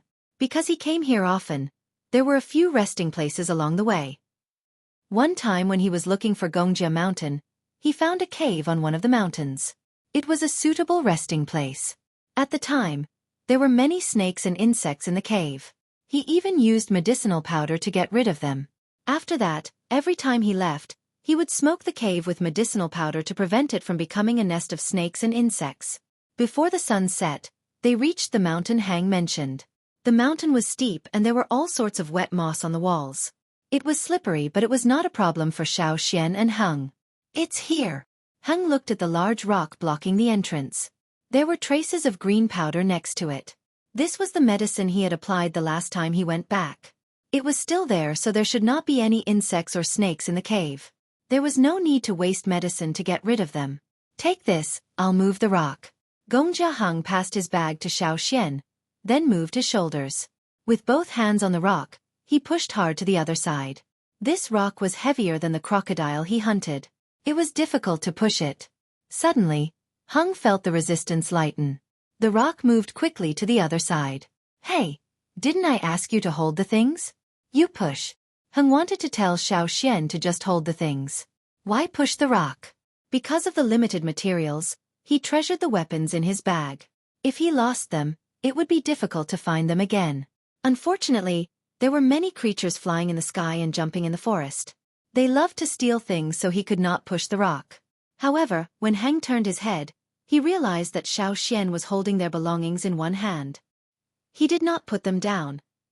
His other hand was pushing against the rock. You did a good job. These were the only words Heng managed to squeeze out. He thought to himself, so what if you're strong? However, as a fellow traveler, with Xiao's help, Gongjia Heng felt much more relaxed this time. In the past, it would take at least 3 days to get here. Now it only took 2 days. Heng had to admit that Xiao was quite capable. They lit a fire and went out to hunt a small fearsome beast before the sky turned dark. They cooked it outside and brought it back to the cave. When I first came here, I wanted to build a house. Then I realized that a cave is more convenient, said Heng as he barbecued the meat. Our tribe lives in caves when we hunt. Xiao told him about his hunting days. In the past, Heng did not understand the life of a hunter in the forest, but after 20 years, he was no longer curious. He did not ask. It was cold at night and the wind was strong. The cave was not deep, so the fire danced in the wind. Xiao walked to the cave entrance and moved the rock slightly. He left a small gap to prevent the wind from blowing in and affecting the fire. When he saw Xiao move the rock so easily, Heng felt jealous. You Yanjiao people are also strong? Yes, our tribe has a lot of manpower. It's suitable for forging. Speaking of which, I think I've heard of your tribe before. It's been too long, so I don't remember. In the past, Heng had focused on forging, so he only heard about it from others. He did not know much about it and was not interested in it. Later on, when he was searching for Gongjia Mountain, his information was even more limited. After a full meal, Gongjia Heng extinguished the fire and was about to rest when he saw Xiao take out a glowing crystal, an animal skin scroll and a weird-looking pen. He used the light to write and draw on the scroll. What are you writing? Asked Hung. I'm adding a map, said Xian. Why are you drawing a map? How many times do you plan to come here? I don't know. We'll be lucky if we can make it back alive. Don't think too much. As a real Xia person, I've been searching for 20 years and you think you can find it in one go? But it's okay if you can't find it. It'll be a learning experience, said Hang comfortingly. Actually, he was looking forward to finding it on his first try too. However, he had been attacked time and time again. Hung was prepared to fight for a long time. He would not give up. If it weren't for the fact that he couldn't trade with other tribes to get materials, he would have stayed in this area. However, he was still curious about Xian's map, so he leaned over to take a look. He had seen the map Xian drew after deciphering the cloud patterns. At that time, it was just a few simple strokes. Now it was a lot more detailed. The places they passed, the monkey forest, the pond, the shrubs and even the high mountains were marked. Why is this empty? Hung pointed at a spot on the scroll. I've never been there. I've been there. Let me tell you. Hung pointed at the empty spot on the map and started talking. He had been there when he was searching for Gongjia Mountain. Although it had been a few years, he still had a vague impression of it. Then he said, when we get back, lend me a copy of your map. Hung liked Xian's simple yet effective markings on the map. He wanted a copy too. Sure. Since Hung agreed so readily, Xian did not feel awkward. I'll draw a copy for you when the time comes. Hung was satisfied when he heard Xian's reply. At this moment, he felt exhausted and sleepy. Sleep early. If you don't, you'll suffer. After 2 days of rushing, he was exhausted both physically and mentally. It was as if he had been smithing metal for more than 10 days. Just one night's rest was already rushed and this kid was still staying up late? Xian continued writing. When Heng saw this, he did not say anything else. He would make the kid regret it later. However, when Hung woke up the next day, he realized that Xian was even more energetic than he was. He even went hunting early in the morning and brought food back for breakfast. Hung was about to say something when Xian asked in surprise, Master Gongjia, why are there 2 suns outside? When they arrived yesterday, although it was close to sunset, there was indeed only one sun. Xian had only seen one before, but this morning, when he went hunting, there were 2 suns in the sky. Where did the other one come from? After Xian's question, Hung no longer cared why Xian was so resilient. He smiled mysteriously. It's only 2 suns and you're already scared? What will you do if there are more suns in the sky? Xian was silent for a moment, then probed, an illusion? Heng was even more surprised. If other people heard that there were more suns in the future, they would definitely ask for the reason. He did not expect Xian to be so direct. You can say that. Heng walked out of the cave and looked up at the 2 suns in the sky. He sighed. If Gongjia Mountain was so easy to find, there wouldn't be so many people buried here. Whether it was the people in the forest or the slave masters in the cities, they all used the sun's movement to determine their location and time. But what if the sun's movement changed? Right now, the 2 suns in the sky did not affect their journey. However, the further they went, the more illusions they would encounter. It would be harder to determine their location, and their decisions would be seriously affected. Although the 2 suns were not far away from each other, people who were not familiar with this place would have a hard time determining their location. Do you know which sun is the real one? Gongjia Heng's eyes gleamed with pride when he asked this. However, when he thought about Xian's divination skills, he was excited. Why don't you do a divination? Hung went to look for a straw rope. Xian closed his eyes and opened them again. He looked at the sky and pointed at the sun on the left. That's the real one. Gongjia Hung was about to hand Xian a straw rope excitedly. He wanted to observe Xian's divination skills and test Xian's proficiency. However, when he heard this, his hand paused and he dropped the straw rope. How did you know? Asked Hung. I guessed.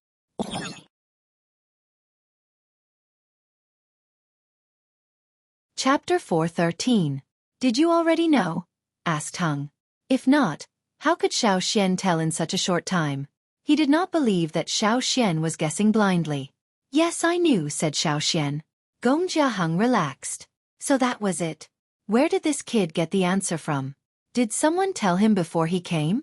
Just as he thought about it, Xian said, I got the answer when I was hunting this morning. I just confirmed it again. You mean you knew when you went out this morning? Yes. How did you know? I saw it. I can tell which is fake. Xiao did not tell her about his other vision. In his other vision, there were only physical objects, no illusions. Of course he could tell which sun was real. He was just surprised this morning that he could see the sun in the sky. Heng did not expect Xiao to have this ability other than divination. Heng knew the answer because of some secret tools in his past experience. It was Xiao's first time here. However, if Xiao could see through this environment, it would be a good thing for them to find Gongjia Mountain. As for how Xiao saw through the illusion, Heng did not ask. Everyone had secrets, just like how he hid many things from Xiao himself. Some things could not be told to outsiders, especially when it involved different tribes. After eating the game Xiao brought back, Heng rested for half a day before calling Xiao to set off. It was already noon. One of the two suns in the sky had disappeared. The illusion was gone. Here, the two suns only appear in the morning. They return to normal at noon. That's why, if you encounter a problem that you can't solve immediately, you should wait. Maybe the problem will solve itself. Heng spoke like an elder, teaching Xiao. Xiao listened carefully. Although Heng liked to show off sometimes, he was a Xia craftsman after all. He was a good person, so Xiao listened carefully. As time went on, Xiao understood why Gongjia Heng said, 2 heavenly suns is nothing to be surprised about. Xiao encountered more illusions later on. It wasn't always the sun, sometimes it was mountains, sometimes it was an ordinary forest. In a forest like this, if you took the wrong path, the further you went, the more mistakes you'd make. The further they went, the fewer fearsome beasts they saw. Even normal beasts were rare. If they hadn't prepared jerky beforehand, they would have gone hungry. However, if it was just these illusions, it wouldn't be a big problem. He just had to change his vision. The real problem was the real thing. Under the influence of many factors, it would interfere with one's mental state and affect one's judgment. For example, Xiao and Heng had walked in a forest for 2 days, but in the end, they had returned to their original path. Both of them were not bad at directions. They knew how to judge the direction, but in the end, they were back where they were 2 days ago. This was troublesome. Gongjia Heng's experience was only useful for the first part of the journey. He couldn't be sure about the later parts of the journey. If he could decipher this easily, he wouldn't have been unable to find Gongjia Mountain after 20 years. He knew it was here, but he couldn't find it no matter how hard he tried. I'm stuck here. I can't go any further, said Heng, wiping the sweat from his forehead in frustration. The forest looked normal. There were no dangerous fearsome beasts. It even looked peaceful, but Heng had to stop here. It took me 15 years to get here, but that's it. I've been walking in this forest for 5 years. Heng sighed, calming himself down. Now, he was no longer as anxious and depressed as he was when he was trapped. His voice was calm. Xiao stood where he was 2 days ago, looking away from the forest. He took out a straw rope and said, "Let me try again."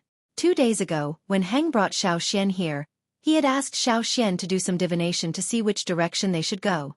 However, Xiao had tried 3 times and failed. The rope broke before he could even make a knot. It's okay if you can't read it. Heng looked at Xiao's persistence and thought that Xiao must be upset. But if it was so easy to get out, why would he be stuck here for 5 years? He had a strong feeling that as soon as he got out of this forest, he would arrive soon. However, it was like a thick door, blocking him from his goal. However, although Heng said it was okay if he couldn't read it, he was upset too. The more he thought about it, the more frustrated he became. His emotions that had just calmed down were stirred up again. He shifted his gaze to Xiao, wondering when Xiao's knot would break. However, after a few breaths, 1 knot was done. After a while, another knot was formed, then the third. Gongjia Heng was like a statue, frozen in place.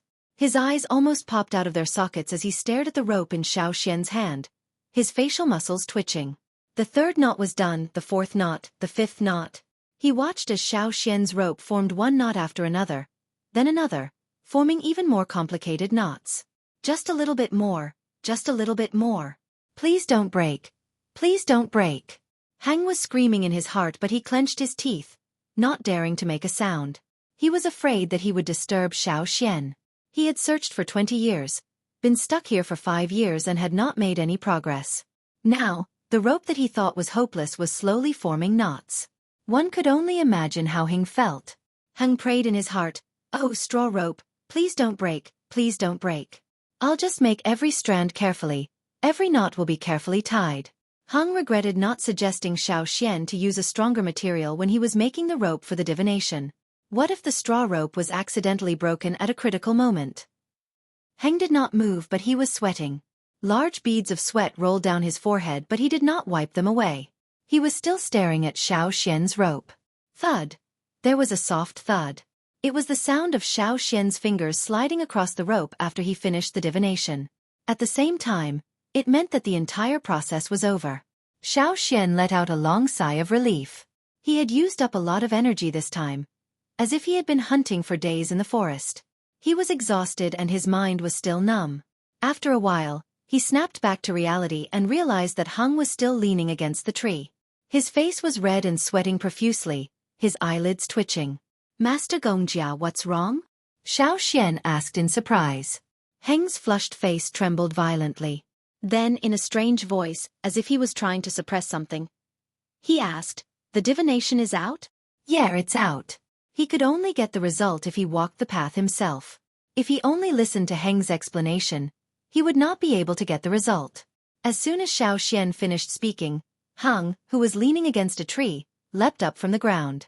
He jumped so high that he didn't even care if his head broke a tree branch. Then, he took deep breaths and swung his fists up and down as if he was swinging a hammer. This grandmaster seemed to be a little abnormal, Xiao Xian thought. When Gong Jiaheng finally returned to normal, he ran to Xiao Xian and asked excitedly, "Which way?" "Follow me." Xiao Xian changed his field of vision and focused. He blocked out all external disturbances, as if he had locked himself in another world. Then, he lifted his feet and walked over according to the instructions on the knot. Heng did not say anything when he saw Xiao Xian like this. No matter how curious he was, for the sake of finding Gongjia Mountain as soon as possible, he had to hold it in. He could not interfere with Xiao Xian's judgment. The two of them did not speak. Their footsteps were light. Only the rustling of leaves could be heard in the forest. Half a day later, they finally stepped out of the forest. There were no tall and dense trees blocking their view. They could see the mountain in the distance. Before sunset, they reached a valley. They could only rest here tonight. There were no caves, so they found a place to rest. This was not Gongjia Mountain, but Heng had a feeling. "We're almost there. I can feel Gongjia Mountain calling me." Heng looked in a direction, his expression solemn. The closer they were, the more cautious they had to be. They could not fall before dawn. This seemingly ordinary valley might not be as easy to traverse as the forest from before. Xiao Xian leaned against the mountain wall to rest. He had used up a lot of energy today. He did not rest after reading the divination. When he walked out of the forest, every nerve in his brain was in a state of high tension. He only relaxed now. In his mind, on top of the totem flame, threads of energy extended out, following his blood, along with his muscles and bones, circulating in his body over and over again. Every time it circulated, the nearly exhausted power in his body would increase, and he would quickly recover. Xiao Xian's pale face gradually faded. His face was rosy again, but it was not obvious at night. Heng could not tell, but if he knew, he would be shocked at Xiao Xian's recovery ability. Xiao Xian originally thought that such a situation would not happen in the depths of the forest, but he did not expect to encounter it here. The night was very quiet. Other than the occasional sound of sand rolling in the wind, there was no other sound. When the wind stopped, he could not hear anything else. The gusts of wind when he walked out of the forest during the day were like an illusion. The next day, when Xiao Xian woke up, he was no longer tired. The sun had just risen, so it was not bright. In the U-shaped valley, the thick mountain walls on both sides were about 100 to 200 meters high. If you stood on the mountain, you would realize that the further you walked, the higher the walls became. That was why Xiao Xian could not see the details of the valley. He could not see where it led to.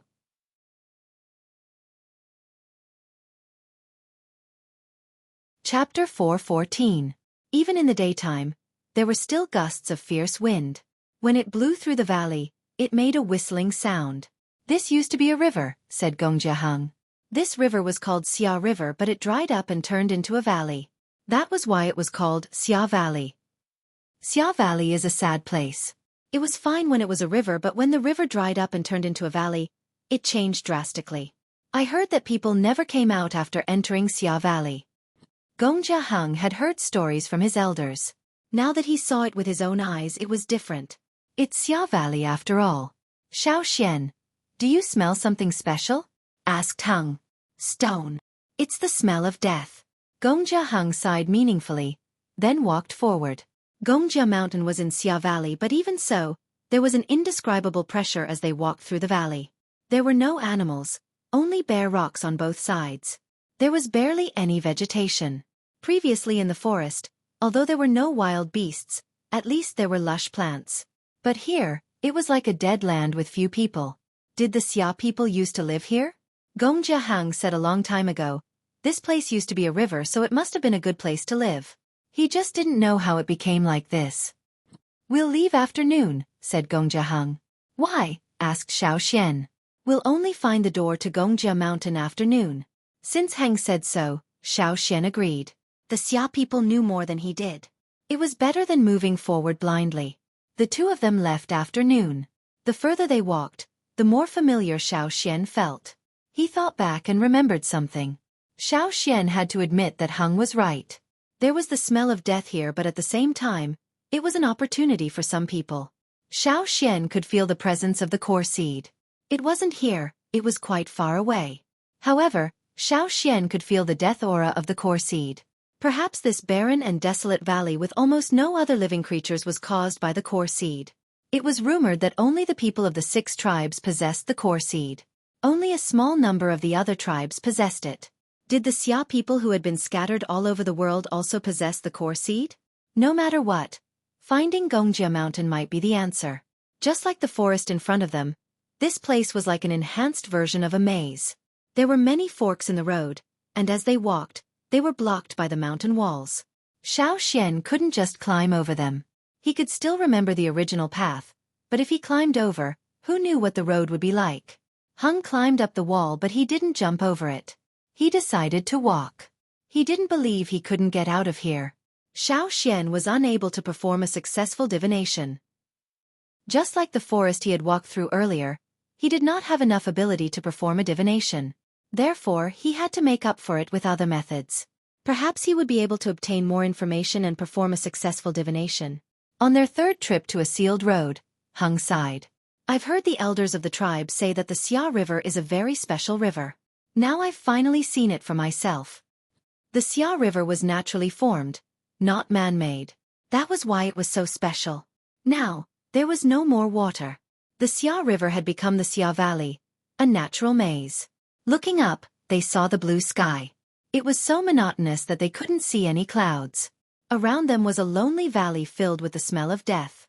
Xiao Xian and Heng would leave markings on the mountain walls along the way. After sunset, Heng stopped moving. They would only set off after noon the next day. If we don't find it soon, we'll starve to death, said Heng. When they were in the forest, they would return to their original path. Even if they were hungry, they could temporarily leave to look for food. But here, if they got lost and couldn't return to their original path, it was easy to be trapped in this valley. Even if they jumped up the mountain and felt that they would definitely be able to walk along a line from a high place, they would unconsciously deviate from their direction. This was a very strange feeling. It was even easy to misjudge the direction because the sun in the sky was constantly changing. Sometimes it was 1, sometimes it would suddenly become 2, and sometimes there would be more. Even if there was only one sun, what the eyes saw might not necessarily be correct. In a place like this, it would be difficult to survive if one's mental fortitude was not strong enough. For 3 days, Xiao Xian and Heng walked in the Xia Valley but found nothing. They only had half a day to search every day. According to Heng, they could walk slowly as long as they used the right method. Unfortunately, there was nothing useful. To save energy, they would find a place to rest after searching. Saving energy meant saving food. They only brought a limited amount of dried meat so it wouldn't last long. When they came to a sealed road again, they saw a human skeleton. They didn't know how long this skeleton had been here. It must have belonged to a powerful person. At least a mid-level totemic warrior or a regular person would have broken it with a light tap. Based on the skeleton's posture, It looked like this person had raised his arms and roared at the sky before he died. Even though the flesh was long gone, Xiao could still see the unwillingness in this person's eyes. There are fewer and fewer Xia people searching for Gongjia Mountain now because most of them have died. Very few succeed, said Heng. This was just the first skeleton. After that, Xiao saw more skeletons. Someone had carved words on the walls, but due to the passage of time, the words could no longer be seen clearly. Their last words could not be read and no one knew who they were. If they were lucky, they could guess from the rusted weapons. If the weapons were so rusted that they couldn't see the inscriptions, then there was nothing they could do. No matter how powerful they wouldn't know who they were when they died. Xiao looked at the rusted weapons on the ground and got up to say to the solemn Heng, "We have to hurry or we'll have to go back. We don't have much food left. If we can't do it this time, I'll come again next time." Although he said that, Heng felt like the target was right in front of him. He just couldn't see it clearly. He didn't want to go back just like that. It was no wonder those who died in that position. Some people were too stubborn and forced themselves to die even when it was beyond their capabilities. Perhaps most of them died of starvation. Heng was not sure. How sad. "Can you read it now?" asked Heng. Xiao shook his head. The anticipation in Heng's eyes turned to disappointment, then to self-mockery. The longer he lived, the more backward he became. Didn't the Xia people rely on themselves? How could they place their hopes on others? Especially when the other party was an outsider. Looking at the sky, Heng said, "That's it for today. We'll continue tomorrow." He could use Yangguang's shadow and the ground shadow, as well as the rocks on the walls to predict the location. However, it was too slow. He might starve to death before he could use this method to find Gongjia Mountain. Sitting on the ground, Heng carefully took out a piece of jerky and drank some water from the flask. He thought about what to do next. Xiao was thinking too. Among the skeletons he saw today, there were some scattered bones. Xiao guessed that they were probably eaten by others. When people were desperate, they would do something unexpected. Xiao had seen this many times. The people who came to search for Gongjia Mountain all had different personalities. It was understandable that they would do something like this. Xiao did not want to starve to death here, nor did he want to chop Heng up and eat his flesh. If he couldn't find Gongjia Mountain, he would just go back. However, since he was here, he had to try his best. For some reason, his readings had not been successful. Xiao had to find another method. Sensing carefully, he was surrounded by the aura of death from the core seed. However, it was not easy to pinpoint the location. Should he use the totemic flame in his mind? That wouldn't work. This used to be Xia territory. It had nothing to do with Yanjiao. The totemic flame could not help him. Xiao was about to calm the totemic power in his body when he realized a sliver of power was gathering at his chest. When he opened his eyes, Xiao saw a spark. He took out the elder's bone ornaments. Xiao realized that all 4 bone ornaments were burning. There was no wind, but the flames were all floating in the same direction. Heng had been thinking with his eyes closed. When he sensed movement, he opened his eyes to see a fire in Xiao's hand. The fire was still floating in the same direction. Let's go that way tomorrow. Xiao stuffed the bone ornaments back into his clothes and calmed the totemic power in his body. The flames on the bone ornaments were extinguished. Heng's eyes brightened. He knew Xiao would have a way. He had planned to go back if there was no progress, but now there was hope. The next day, afternoon, the two of them set off, following the direction of the fire. At the same time, Heng would do a quick calculation every once in a while to confirm if he was right. When they passed by a spot, Heng suddenly stopped and yelled, "Wait! What's wrong?" asked Xiao. The fire was indeed pointing in this direction. Xiao took out the bone ornaments to try again when Heng took out a copper nail and stuck it into the ground.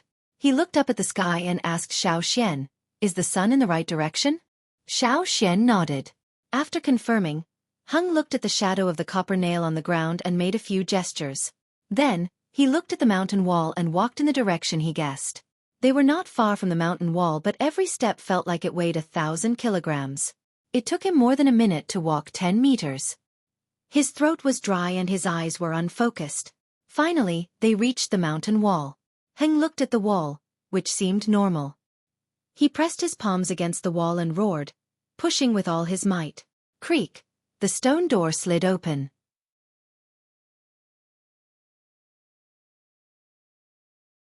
Chapter 4:15. Who would have thought there would be a stone door on the mountain wall? Why was there a stone door here? There was only one answer. They had found the place. Hung was so excited that his hands were shaking. He almost couldn't push the door open. He had to adjust himself before continuing. Xiao did not help. If this was any other time, he would have helped, but this was a stone door that could lead to Gongjia Mountain. It was an honor for the Xia people to do this. So Gongjia Mountain wasn't outside Xia Valley. It was within the valley itself. When the stone door was pushed open, a gust of cold wind blew out. It was dark inside. There was no light at all. Hung did not care about anything else and hurried in. Xiao followed. Once they were inside, Hung closed the stone door again.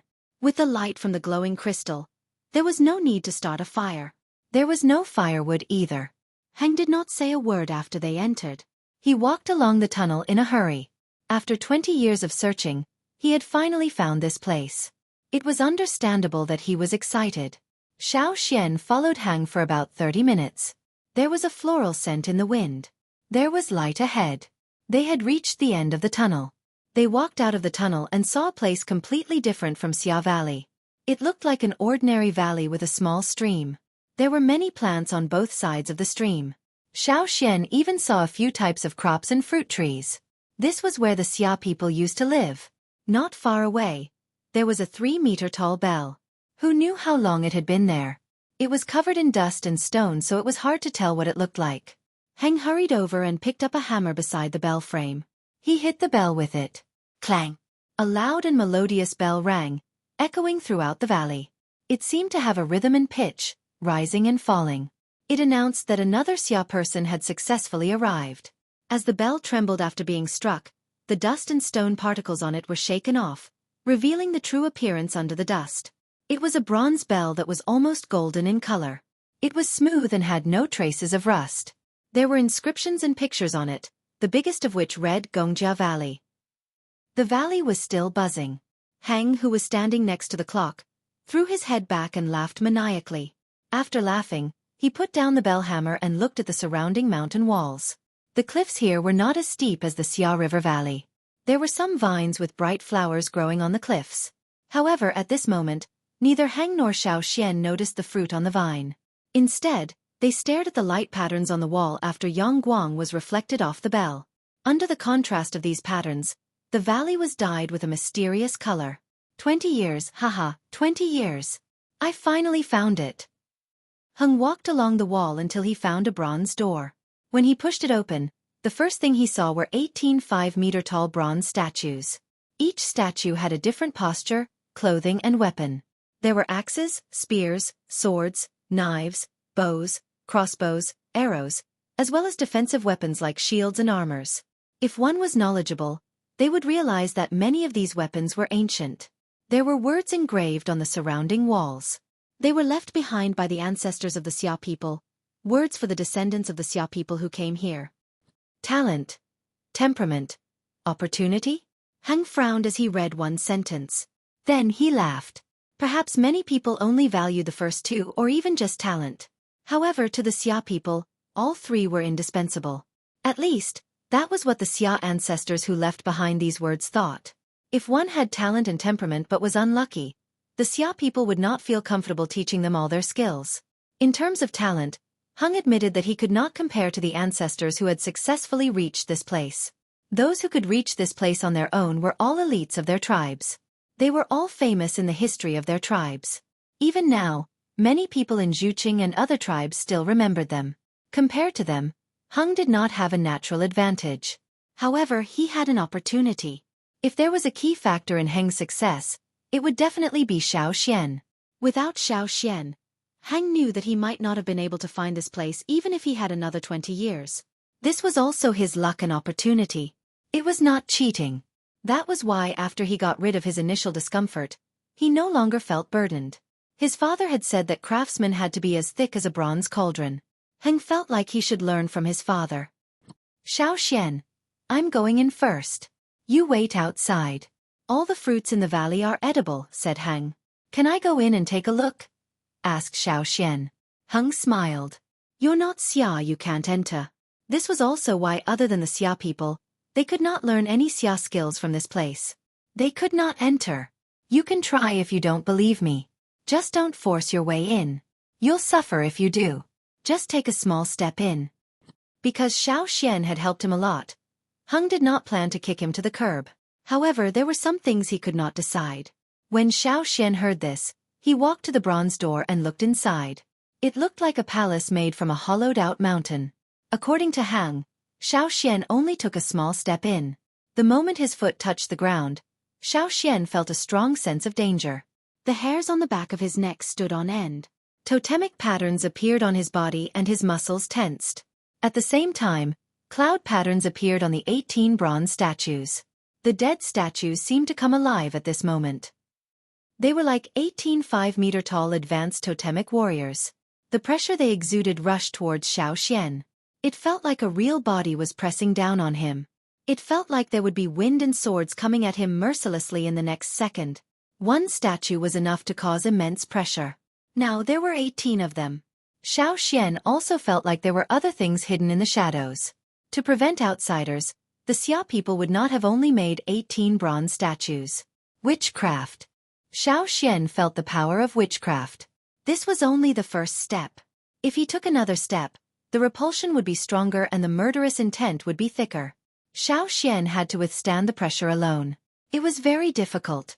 Heng was about to tell Xiao Xian to take his foot back when Xiao Xian's body lit up. Whoosh! Flames erupted from Xiao Xian's bone ornaments, almost enveloping Xiao Xian. At the same time, it blocked the pressure from the 18 bronze statues. Perhaps it was because they felt Xiao Xian's resistance. The cloud patterns on the statues became even more obvious. Their aura increased exponentially. If the statues had just come alive, they now looked like they had stepped onto a real battlefield. They were only 5 meters tall, but it felt like they had suddenly grown taller. They were so huge that they could crush a person. The surrounding atmosphere changed instantly, as if the air was about to be frozen into a block. Even Heng, who was standing behind the 18 bronze statues, was affected by the pressure. He looked at Xiao Xian in shock. How could this kid trigger the bronze statues to such an extent? The stronger the outsider was, the more intense the reaction of the Copper Guardian would be. It was obvious that Xiao Xian's step had a huge impact on this place. It was just one step, a normal step. It wasn't even a big step. How could such a simple step cause such a huge impact? Heng felt like he had gone too far. He wanted to slap himself. He shouldn't have let Xiao Xian take this step. This kid was too strange. On Xiao Xian's side, when the 18 bronze figures' auras changed, he also reacted. The flames wrapped around Xiao Xian rose to a height no lower than the 18 bronze figures. At the same time, a blurred figure of a flame appeared. The flame figure reached out with one hand, as if it was trying to block the attack. You're strong, I'm strong too. Once again, the two sides began a new round of competition of aura, a confrontation of power. Aura could kill. At this moment, it felt like two powerful auras were fighting. Even though the aura wasn't directed at Heng, he still felt uncomfortable. He clenched his teeth and held on. He could feel his bones creaking. If this continued, he would vomit blood and collapse before he could even see what his ancestors had left behind. He looked at Xiao Xian. He was facing the 18 statues head-on. Although he looked like he was having a hard time, he was doing much better than Heng. Heng felt like he was suffocating. It was getting harder to breathe. But this wasn't the end. The battle escalated again. Metal clanged from the 18 statues, as if they were warriors fighting on the battlefield. The totemic patterns on Xiao Xian's body glowed brighter. The flame giant grew taller. The aura grew stronger. Heng was drenched in sweat. The veins on his arms pulsed like they were about to explode. He wanted to speak, but he couldn't. Even the blood in his body felt like it could only move in this stagnant atmosphere. Who the hell was this kid? Was he just a young Yanjiao warrior? Who was he kidding? Even if he was a prodigy, he wouldn't be in this situation. Was it really not some old monster that had come? Heng felt like he couldn't hold on any longer. Also, he seemed to see the statue shaking. It must be a hallucination caused by the clash of forces. Thankfully, the aura around him subsided. Xiao Xian retracted his foot. The frozen air finally started to circulate. Heng looked at Xiao Xian, who was standing at the door. Xiao Xian looked the same as before. Other than breathing a little faster, He didn't look bad. "All right, I've tried," said Xian. Heng's face twitched. "You've tried? You almost scared me to death. You promise you won't force your way in?" Heng was really worried that Xian would force his way in. In the past, he could say with absolute certainty, no outsider can enter Gongjia Mountain safely. But now, he was suspicious. Even if Xian couldn't enter, if he forced his way in, it would shake Gongjia Mountain. No one knew what would happen then. "Don't worry, I won't force my way in." Xian turned to leave. Heng wiped the sweat off his face as he watched Xian leave. His leg muscles were stiff and he couldn't walk. He had to walk slowly.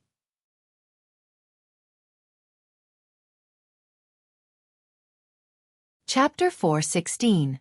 Heng entered the mountain while Xian left. Not far from the bell, he sat down on a rock that had been carved into a chair. He was still thinking about what had happened. Heng thought that Xian had done it on purpose, but in reality, Xian did not expect this to happen. The flames on the ancestral bone ornament came from its own accord, not from Xian. It was more like a conditioned reflex caused by external witchcraft. When it sensed a threat from outside, it came out to protect Xian from the powerful impact. This was probably what the tribesmen meant by the protection of their ancestors. Perhaps the flames on the bone ornament had something to do with the Xia shamans. The bone ornaments reacted that way because there was wizard power in this place. The Xia ancestors must have left behind something related to craftsmanship on Gongjia Mountain. To prevent outsiders from entering, the Xia people had set up all sorts of traps. The first obstacle was the 18 bronze statues left behind by the Xia shaman. However, compared to studying Xia witchcraft, Xian was more interested in the power of the bone ornament left behind by the Yanjiao ancestors. In the past, he only knew that a flame giant would appear during the ceremony, just like the fire seed in the fire pit. Now, it seemed that the flame giant did not only appear in the fire pit. The power left behind by the ancestors in the bone ornament was much stronger than Xian had imagined. It was obvious from how it had blocked the 18 bronze statues. Xian knew that if they were to continue with the contest of sorcery power, the side that would emerge victorious would be their side. However, the result of a head-on battle to the end would definitely not be what everyone wanted. Looking at the shiny ball on the bone ornament, Xian thought that since the bone ornament had the power left behind by the first shaman, could it borrow this power? Not the power he used to find his way, but the power he used to face the 18 bronze statues when he stepped into Gongjia Mountain. The items left behind by the ancestors could protect and block threats. However, it would not be easy to borrow them. Xian decided to give it a try. If he succeeded, he would have a powerful force to support him, and he would have more confidence when facing external enemies. He stood up from the stone chair and carefully recalled the changes in his power when he stepped through the bronze door. Xian activated the power of inheritance. The power of the bone ornaments was not the totemic power often used in hunting or battle. It was another type of power of inheritance. Blue flames separated from the totemic flames. As the blue flames pierced through the totemic flames shone brightly. The power of inheritance flowed through Xian's body until it reached Xian's chest. It gathered, like a whirlpool, sucking it all in. As the power of inheritance seeped in, flames appeared on the 4 bone ornaments. However, the flames were different from before. The bottom part of the bone ornaments was a blue flame. Outside the blue flame, there was an orange flame. The closer it was to the bone ornaments, the redder it was. Xian's surprise was replaced by joy. Although the flames were different from before, this proved that his guess was right. He could activate the bone ornaments and borrow its power. Since his guess was correct, Xian continued. The power of inheritance flowed faster through his body, gathering at his chest and then transferring to the bone ornaments he was wearing. The power of inheritance also triggered the appearance of totems.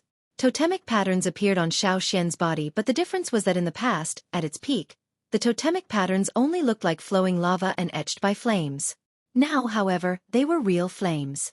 Xian could even see flames swaying on the totemic patterns. As the power of inheritance increased and gathered, the flames on the bone ornaments burned brighter and brighter, enveloping Xian completely.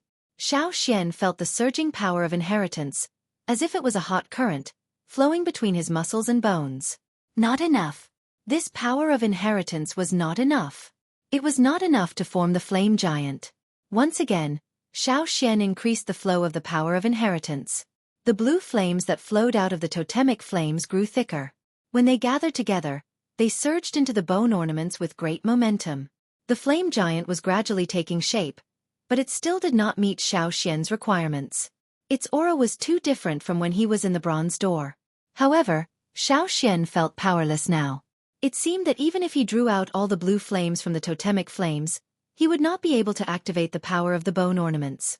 Back when Xiao Xian used the secret engraving technique to engrave Caesar, he did not feel this way. Xiao Xian did not stop. He continued to increase the power of inheritance. He had already reached his limit, and now he was almost there. Moreover, if this continued, the power of inheritance in the totemic flames would be exhausted. It would take a long time to recover. The recovery of the power of inheritance was much more difficult than the power of totems. However, so what if it was exhausted? Xiao Xian still wanted to give it a try. At this time, Xiao Xian realized that the light shield that enveloped the totemic flames was brighter. It was no longer flickering like before, but maintained its brightness. In comparison, even the active totemic flames seemed dim. The blue flames that extended from the totemic flames became thicker again. Moreover, when they passed through the light shield, they seemed to be plated with a layer of white light. The blue flames that were coated in white light rushed into the bone ornaments with the force of a tidal wave. Xiao Xian, who was carrying such a large amount of flames, felt his muscles expand from his neck to his shoulders. His meridians expanded, but his body felt heavier. It was like he was carrying a mountain. Every step was difficult, even moving was difficult. The air around Xiao Xian became viscous, flowing rapidly as if a storm was brewing. Xiao Xian was standing in the eye of the storm. The viscous air brought with it the destructive force of a hurricane. The first thing it hit was the stone chair behind Xiao Xian. Bang! The stone chair, which was not damaged by the wind, shattered into pieces of stone and dust, scattering everywhere. One of the pieces of stone flew straight towards the golden bell that Gong Jiaheng had struck earlier. Clang! The bell rang louder than Gong Jiaheng's, echoing throughout the valley. In the next moment, some cloud patterns with golden light appeared on the mountain walls around the valley. The patterns flashed and the echoes of the bell stopped abruptly. At the same time, Xiao Xian felt a wave of pressure, similar to when he faced the 18 bronze statues. Xiao Xian did not look around. It was difficult for him to even move his neck. This was the most crucial moment. The flame man was not fully formed yet. It was not tall, about the same height as Xiao Xian. However, this was already a difficult feat for Xiao Xian. It took him so much effort to reach this step. If he gave up now, Xiao Xian would not be willing to do so. However, Xiao Xian soon realized that the pressure around him did not make it difficult for him to activate the bone ornaments. Instead, it helped him. Sensing the external threat, the bone ornament's protective energy was activated. However, not much energy surged out. Because of this, Xiao Xian activated the energy and a complete flame man was formed. Xiao Xian tried to walk but he could not. His feet felt like they were weighed down by something heavy. Even the slightest movement was difficult. Xiao Xian took a few deep breaths and gathered the remaining energy in his feet. Then, he slowly lifted his feet. Normally, walking was extremely easy, but it was this kind of easy action that was extremely difficult at this moment. Just lifting his feet off the ground was enough to make Xiao Xian sweat profusely. It was as if he had been drenched in water. He raised his foot little by little, took a small step, and then stepped down, just like how he usually walked. However, the process was slowed down countless times. Whether it was raising his foot or stepping down, it was extremely difficult. He had to break through one obstacle after another at every moment. Finally, when his foot landed on the ground, a burst of energy exploded from where his foot landed. Bang! A thunderous boom rang out. Stone chips flew everywhere, and powder radiated outwards, splashing everywhere. With Xiao Xian's feet as the center, it formed a circle with a diameter of more than 10 meters. Moreover, the uneven ground that was full of stones was flattened in an instant. The ground of the valley shook under this step. Gravel rolled down the mountain and smashed into the ground. Golden cloud patterns flashed on the mountain walls. This was the protective energy left behind by the Xia shaman. However, it could stop the sound of the bell earlier, but now, it could not completely suppress the roar. Xiao Xian felt the pressure around him increase. Moreover, the bone ornament's power was restless, as if they wanted to rush out and fight against the surrounding pressure. However, most of the bone ornament's power was still controlled by Xiao Xian. The bone ornament's power was not great, but if this continued, Xiao Xian would be deprived of the power to use the bone ornaments. Fortunately, Xiao Xian had already proven his theory. He had achieved his goal, so there was no need to continue. Xiao Xian slowly retracted the power of inheritance. Since the bone ornaments were no longer controlled by the power of inheritance, its power was retracted.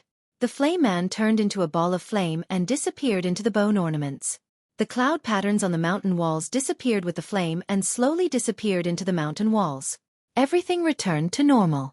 On the other side, Hang, who had entered Gongjia Mountain, was so excited that tears filled his eyes as he read the records left behind by his ancestors. His eyes were filled with admiration. Just then, he seemed to have heard the sound of a bronze bell. The soundproofing on Gongjia Mountain was good, so Hang wasn't sure if the sound he heard was real. When he wanted to listen again, he couldn't hear it anymore. Hang thought it was either his imagination or Xiao Xian did it. However, didn't the seniors in the tribe say that outsiders could not ring the bell? Or did he misunderstand? Shaking his head, Hang continued to read the records left behind by his ancestors. As he read, he felt the ground shake again. Could it be that Xiao Xian had forced his way into the mountain? When he thought about how Xiao Xian had stepped through the bronze door, Hang shuddered. This was the first time someone had scared him like this.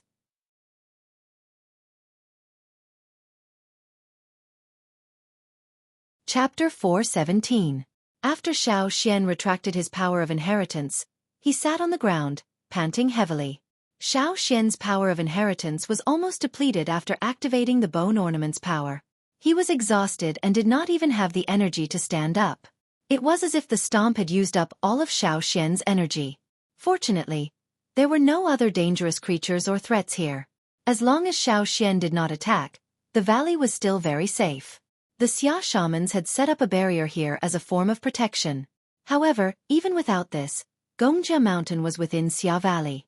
The valley was deathly silent, not even a mouse could be found, much less other beasts. After sitting on the ground and panting for a while, Xiao Xian moved his stiff muscles and stood up slowly. He walked to the side to pick some fruit. He had used up too much energy, so he had to eat some wild fruit to quench his thirst. Needless to say, this fruit didn't look like much, but it was crispy and juicy. After eating it, he felt a cool breeze wash away the burning pain in his body. Because of the forceful expansion of his meridians just now, the injury was also quickly healing. There was a field of grain growing nearby. Xiao Xian did not know what kind of grain it was, but Gongjia Hang had said that everything here was edible. It was something the Xia people used to grow. After the Xia tribe split up and the Xia people left, these grains sprouted freely here, growing generation after generation. Every time the Xia people came, they would clean this place up. Xiao Xian ate a few fruits in a row. His hunger subsided and his power of inheritance was recovering. However, it was very slow. He did not know how long it would take for him to recover to his original state. This time, he had indeed exceeded his limit, but Xiao Xian had a feeling that after this, the amount of totemic power and power of inheritance he could store in his body would increase.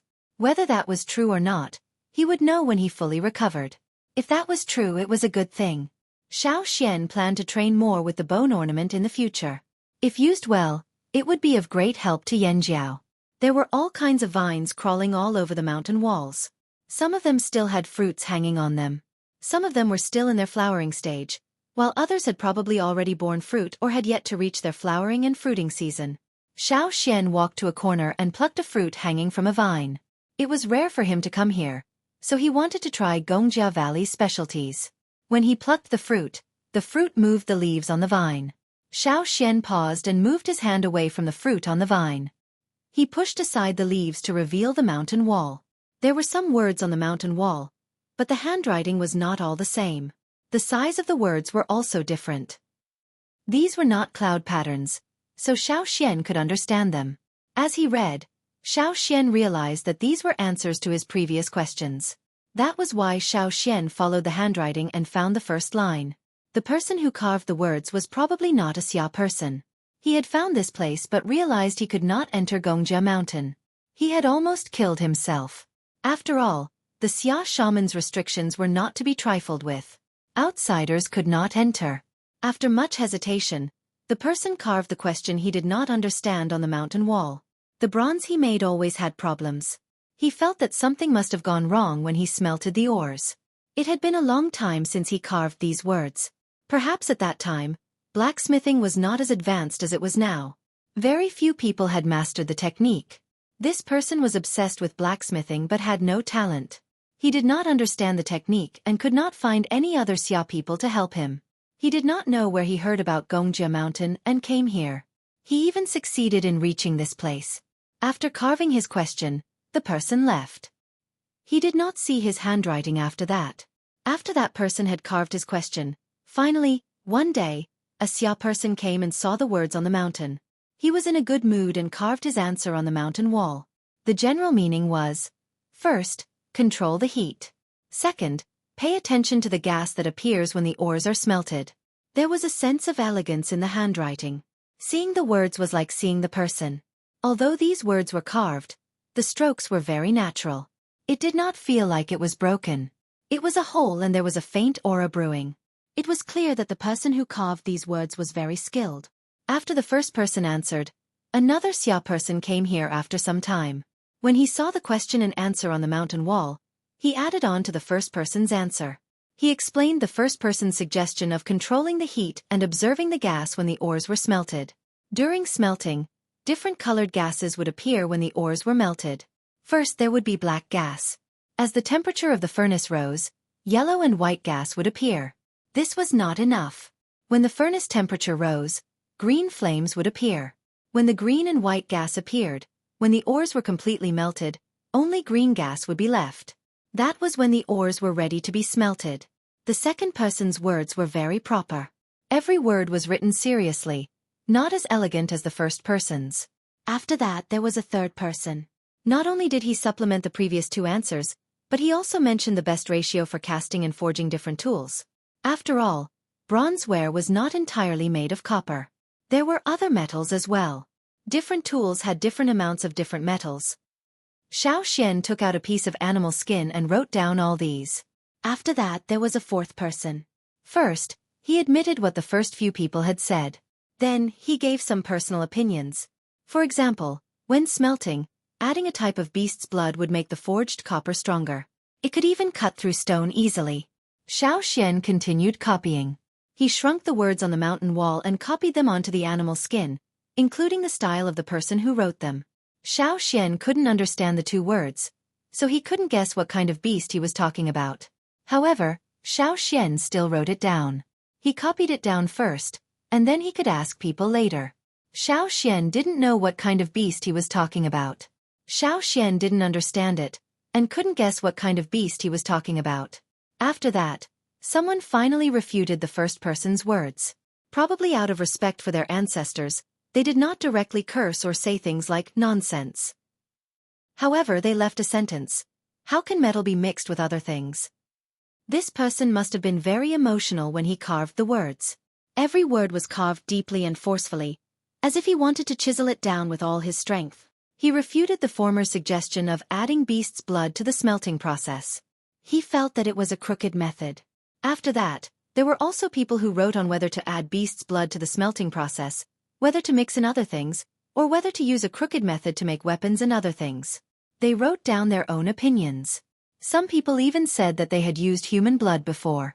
Some people agreed, while others disagreed. The last person wrote, "What the ancestors and seniors said is very reasonable. Let me go back and verify it." After that, there was no more. The last person who left a message did not come back. Not only the last person, but the people who came before did not come back. Otherwise, they would have continued their discussion. Although they respected their ancestors, they were not like the other tribes. They did not think that their ancestors were all right. Their forging skills were improving and innovating. While they worshipped and thanked their ancestors, they also believed in the new things they had mastered. Xueqi did not know whether the last person had verified it successfully or not. He also did not know whether other things could be added during the smelting process. He wrote down the discussion on the wall that spanned thousands of years without missing a word. When the Xia people were outside, they were very protective of their skills. They would not let outsiders learn their skills. However, here, they seemed to have abandoned the barriers of blood and purely discussed it with the attitude of discussing skills. Perhaps they also had the intention of letting the future generations admire them. At the end, They even left their names. Unfortunately, they only had one chance to leave a message. After they left, no one came back. After he finished writing, his arm was still sore. Xian kept the animal skin scroll and moved his arm. He ate a few more fruits and found a suitable place to rest. It was almost dark now. He had used up a lot of energy today, so Xian needed a good rest to recover his depleted energy as soon as possible. It was a little cold in the valley at night, but Xian did not mind. He plucked a melon as a pillow and fell asleep on the grass. In Gongjia Mountain, Hung studied the things left behind by the ancestors on the wall for an entire night. During the day, Yang Guang shone in through a transparent crystal so he could read the words on the wall and the things left behind by the Xia ancestors. At night, he took out the glowing crystal Xian had given him and continued reading. When he snapped back to reality, his eyes were red but he was full of energy. He wanted nothing more than to continue reading. Inside Gongjia Mountain, other than the things left behind by the earliest Xia ancestors, every Xia who came would present their best skills to the next generation so that they could learn their best skills and be proud of them. The Xia people's skills were praised by the world. The best skills left behind by the Xia people were priceless treasures that countless Xia people yearned for their entire lives. Treasures. They were all treasures. Now, all these treasures were right in front of him. How could Heng remain calm? However, he was a little hungry. Plus, Xian was outside the mountain, someone he was wary of. He had to go out and check on him or he wouldn't feel at ease. Yesterday, when he sensed the commotion, he wanted to go out and take a look. However, he was too engrossed in reading and the commotion outside did not continue. That was why he did not leave the mountain. There was a pool on Gongjia Mountain that was formed by underground spring water. It was called the Cauldron Pool because it protruded from the ground and looked like a cauldron. The stream that flowed in the valley outside the mountain came from the Cauldron Pool. The water in the Ding Pool was clear and did not dry all year round. There were even palm-sized fish swimming in it. Hung used a fishing tool to catch a few fish and got up to leave.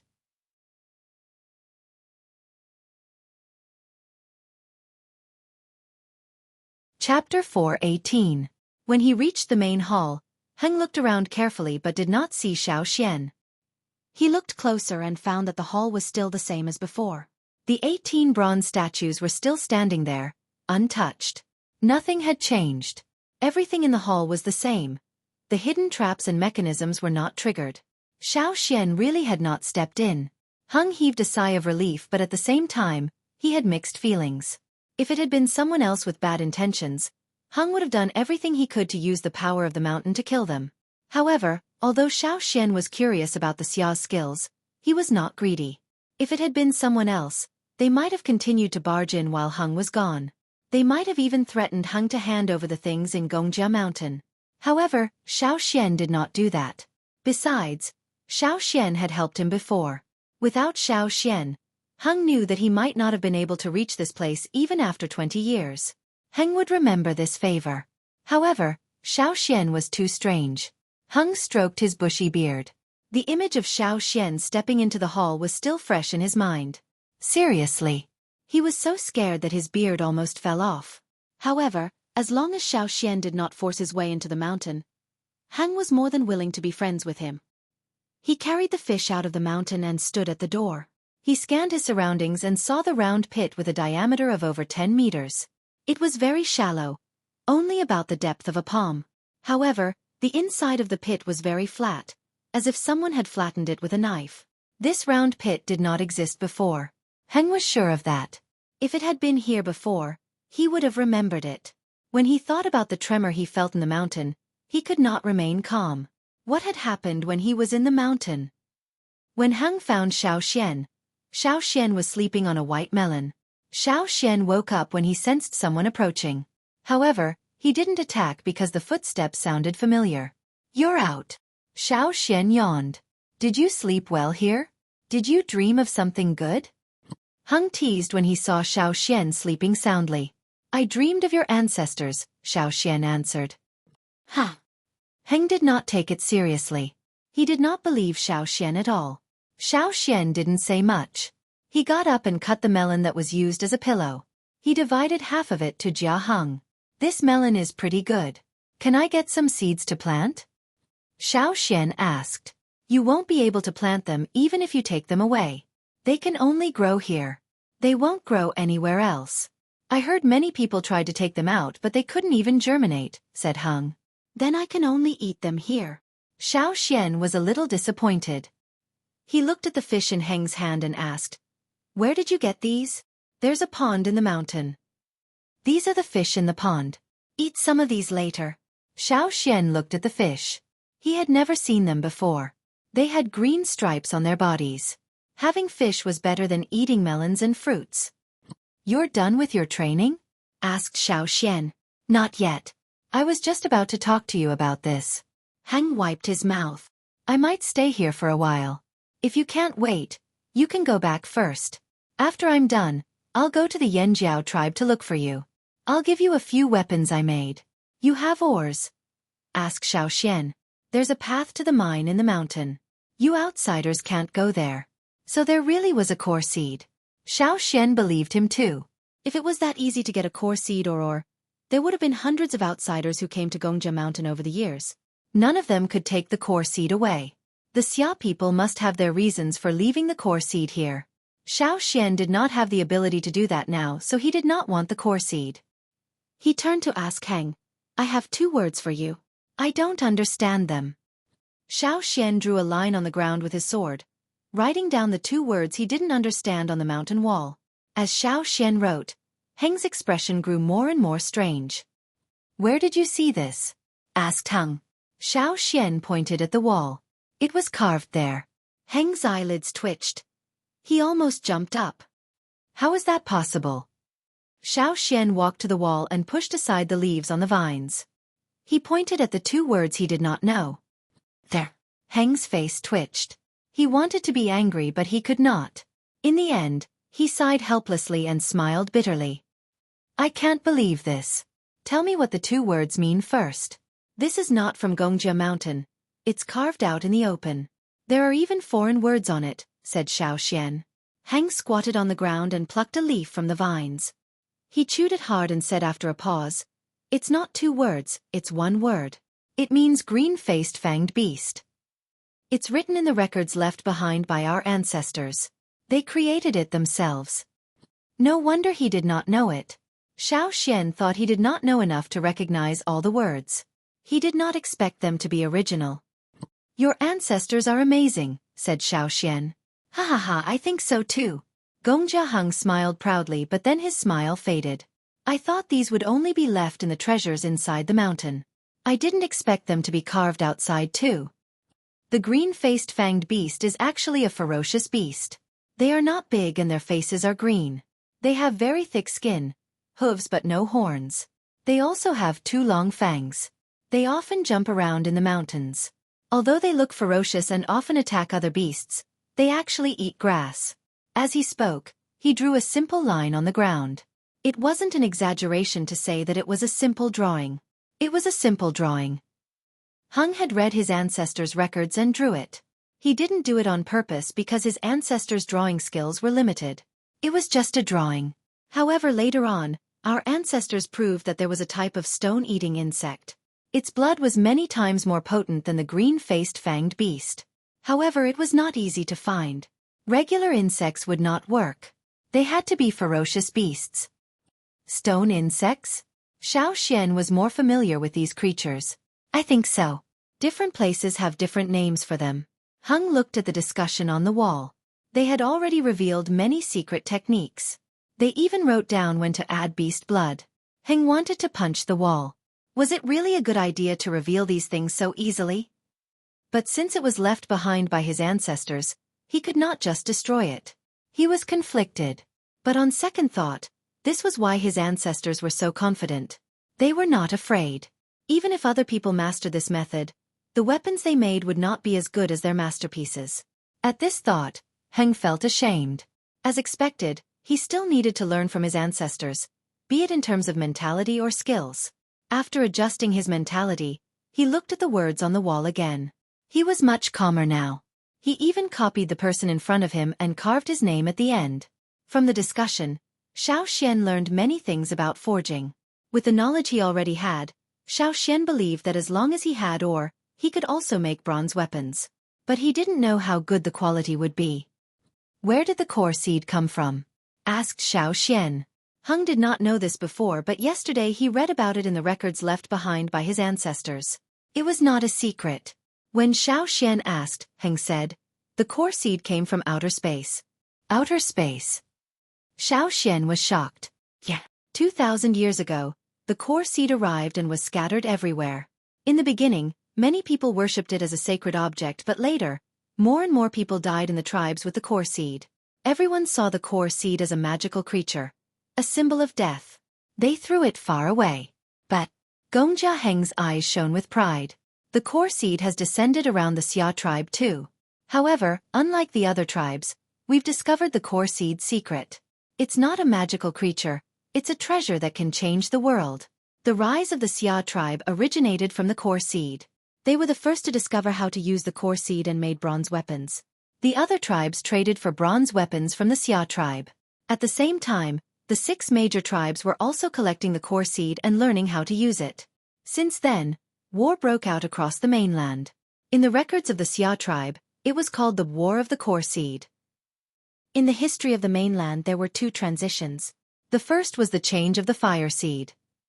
After that, there were no more fire seeds in the fire pit.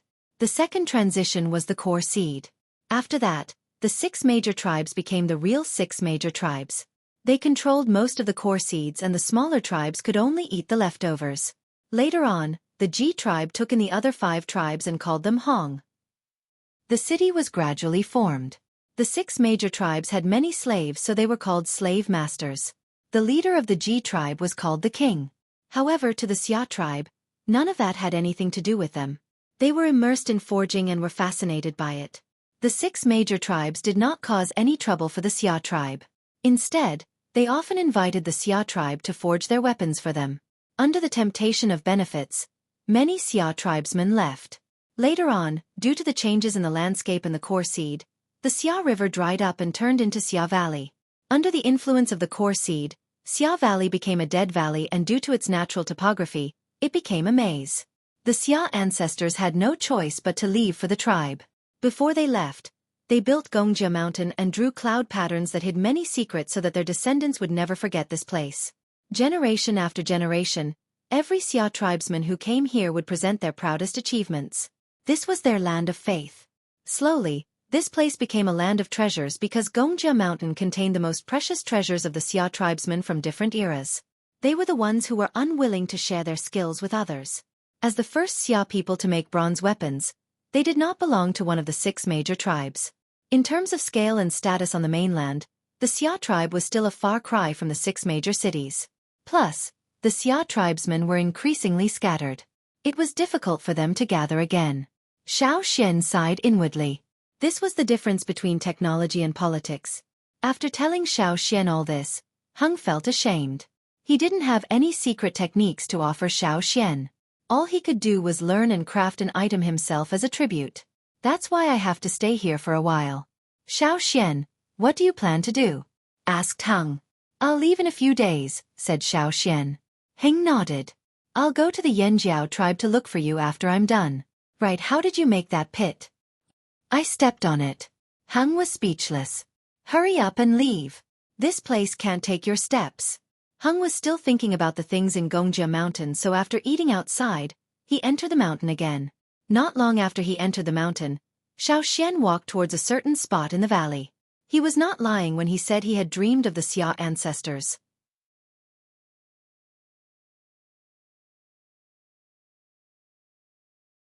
Chapter 419. When Xiao Xian slept last night, he dreamed of many people. He couldn't see their faces clearly, but Xiao Xian knew that he didn't know any of them. He saw someone carving words on the mountain wall. At the mountain wall that he had seen before, a few people went there one after another. First, there was a person who looked extremely disheveled as he carved the first line of words on the mountain wall. After that, people appeared one after another.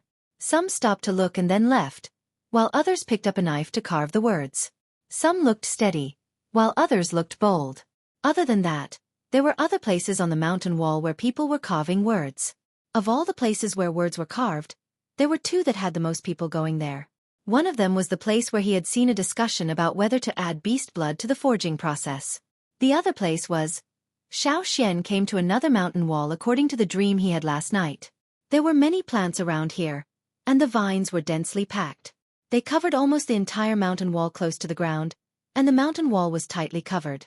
Xiao Xian carefully peeled off the vines that clung to the mountain wall and saw the words on the mountain wall. However, what was different from the carvings on the mountain wall was that the first words here were written with paint. It was unknown what kind of paint the writer used, but the paint actually seeped into the stone wall, allowing the words to be clearly preserved for a long time. The words on the wall were sharp. From the words, one could see how arrogant the writer was at the time. He looked at the words again. I have been observing the life and death of plants, trees, water and stones. I have observed the emptiness of heaven and earth. Today, I have learned about the changes of the core seed metal and stone. I have come to ask for advice. Translated into one sentence. I'm here to make a mess of this place. On the left side of the sentence, there were a few concentric rings. The distance between each ring and the center was different. Some were close, some were far, and the distance between the rings was different. On each of the concentric rings, there were lines and all kinds of markings. It looked very complicated, but the markings on the rings made Xiao Xian very happy. Xiao Xian didn't understand the symbols on it, but he could guess from the text that one of them was copper, the other was tin, and the others were definitely other metals. Seeing this, Xiao Xian's heartbeat quickened. This was the first time he was so close to the core secret of the core seed. What Gong Jiaheng was talking about was historical. This was the dissected truth.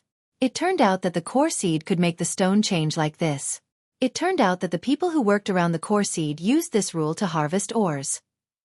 According to this tribesman, if you gave him a piece of ore, he would know which part of the core seed circle it came from. He could even tell which type of metal was most suitable for making. It was also signed Yi Chu. Needless to say, this tribesman had given Xiao Xian a deep understanding of the changes the core seed could bring to the stone, and what it would become in the end. Which type of metal was distributed in which circle, which proportion of metal was most suitable for making metal, and so on were all listed. There was even a formula. However, the formula was derived from the ring diagram, so Xiao Xian couldn't understand it yet. He had to admit that the tribesmen were too talented.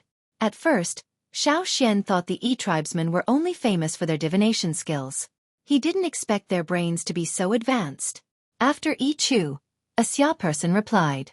Compared to the former's complicated words and pictures, this Xia person only replied with two simple words, bullshit. The words were directly engraved. They were large and each word was engraved with great force. It was obvious that the person who engraved the words was in a rather bad mood. No one would be in a good mood if someone came knocking on their door. Plus, they couldn't understand these things at all. After that, another tribesman came and used similar paint. He wrote after the Xia person's reply, I am deeply moved by the senior's words. The senior this tribesman referred to was naturally Yi Chu. He even wrote down his own thoughts. It was an upgraded version of the ring diagram. The concentric rings were denser and each ring had a different thickness. There were also more lines on the diagram, allowing for more precise calculations. After the diagram, there were words, clearly directed at Yi Chu. This is my conclusion. As for the Xia tribesman, I am ashamed to speak with you because you are ignorant. His handwriting wasn't as flamboyant, it was reserved. The way he used the brush was gentle, but the things he wrote did not lose to his senior Yi Chu's. As for this tribesman's upgraded formula diagram, the Xia tribesman's reply was as simple as his senior's, it's all bullshit. They couldn't understand Yi Chu's diagram, let alone this upgraded one. However, this didn't stop them from mocking the tribesman. After that, there were arguments between the tribesman and the Xia tribesman. From the ratio of metal to the composition of ores and the best mining time, there were arguments. However, one leaned towards theory while the other leaned towards practical experience. What the Xia people believed in was to practice more and practice more. The Xia tribesmen were naturally talented in the art of forging. This was something other tribesmen could not compare to. Talent and hard work combined to create amazing products. The tribesmen, on the other hand, were intelligent and proficient in mathematics. They could calculate the ratio of copper to tin to 10 decimal places for a single piece of bronze. One focused on practical experience while the other leaned towards mathematical theory. One encouraged hard work while the other encouraged hard work. The Xia people said, the tribesmen love to think they can change the world. The Yi tribesman retorted, "This is called discipline, this is strength." The Xia people said, "Everyone, don't think too much. You'll go crazy if you think too much. Use your hands more, you're all as weak as chickens. Can you even lift a hammer?" The Yi tribesman sneered, "We're so smart, so much better than you idiots who only use your hammers. We only need to use our brains and we can crush you 1,000 times over. No matter what, we're one of the 6 great tribes. We're much better than the Xia tribesmen who are in a state of disunity." The Xia people said, "We're willing to devote our lives to the art of metal. We can excavate the core seed's greatest value and change the world. What can you do? You took the core seed just for a few words? What a waste. Wastrels. No wonder the Ji tribe took you in. Go and observe the life and death of your plants." Xiao Xian watched their argument and laughed so hard his mouth almost split. He took out his animal skin scroll and copied it down. There was a lot of useful information inside. Not only were there complicated diagrams drawn by the Yi tribesmen, there were also things they revealed during their argument. For example, many of the Yi tribesmen were physically weak. They had the core seed but they did not use it for casting. They mainly used it for calculations. There was also some history about the Xia people that Gongjia Hang did not mention. Of course, techniques were developed during the argument. Both sides also mentioned a lot of casting and forging. They were all very useful techniques. Xiao Xian copied everything down without missing a word. Here, Xiao Xian witnessed a debate that spanned 1,000 years on a mountain wall. What he saw on the other mountain wall could be considered a discussion. Although the people who carved the words were emotional, they were mostly Xia people. The words they carved were relatively mild. On this side, if there was a real person here, it would definitely be an intense war of words. Xiao Xian already knew about the core seed's origins. Xiao Xian also knew about its uses. He even knew about the distribution of metals and some casting techniques. All of this was recorded on the animal skin scroll. He just remembered what he saw in the desert years ago. Those people chose stones and placed them around the core seed. Different stones had different effects on the core seed. Xiao Xian would have to find the answer himself. Xiao Xian found a few other mountain walls. However, the carvings here were much more casual. Most of them were not Xia people, so they were not very useful. Most of them were written to express their depression. After all, it was not easy for them to come here, but they could not enter Gongjia Mountain. They wanted to destroy this place but could not break through the restrictions. All in all, Xiao Xian was satisfied with his harvest. In the following days, while Xiao Xian recovered his power of inheritance in the valley, he also dug up anything useful and studied the complicated diagrams left behind by the Yi people. Whether it was the Yi people or the Xia people's techniques, they were all very useful. Xiao Xian could combine them and combine theory with practice. It would be much easier for him to make metal weapons in the future. Gongjia Hang came out a few times, but each time he came out in a hurry. He picked some food and went back in. He looked like he was in a trance and did not care about the outside world. Xiao Xian even noticed that when he was picking fruit, he suddenly swung his arm and smashed the fruit into paste. He was so focused that he ignored everything around him. After another 10 days, Xiao Xian felt that his power of inheritance had mostly recovered. He planned to try activating the bone ornament's power again. In order not to create more pits, Xiao Xian planned to try again at the original pit. This time, with his previous experience, Xiao Xian was much more familiar with it. Using the pressure of the Xia shaman's restrictions, he activated his power of inheritance and the flame man finally appeared again. Xiao Xian tried walking but still could not walk far. He only took a small step. Then, the pit that was originally 10 meters wide and as deep as a palm became 20 meters wide and half a meter deep. Before he left, Xiao Xian carved a circle of words along the wall of the pit. He thanked the seniors who came to Gongjia Valley for benefiting him so much. At the end, he signed it. Yan Jiao Xiao Xian. You're tuning in to the Xueqi's Martial Arts Saga YouTube channel. Don't forget to subscribe and join us on this journey to catch the most captivating stories.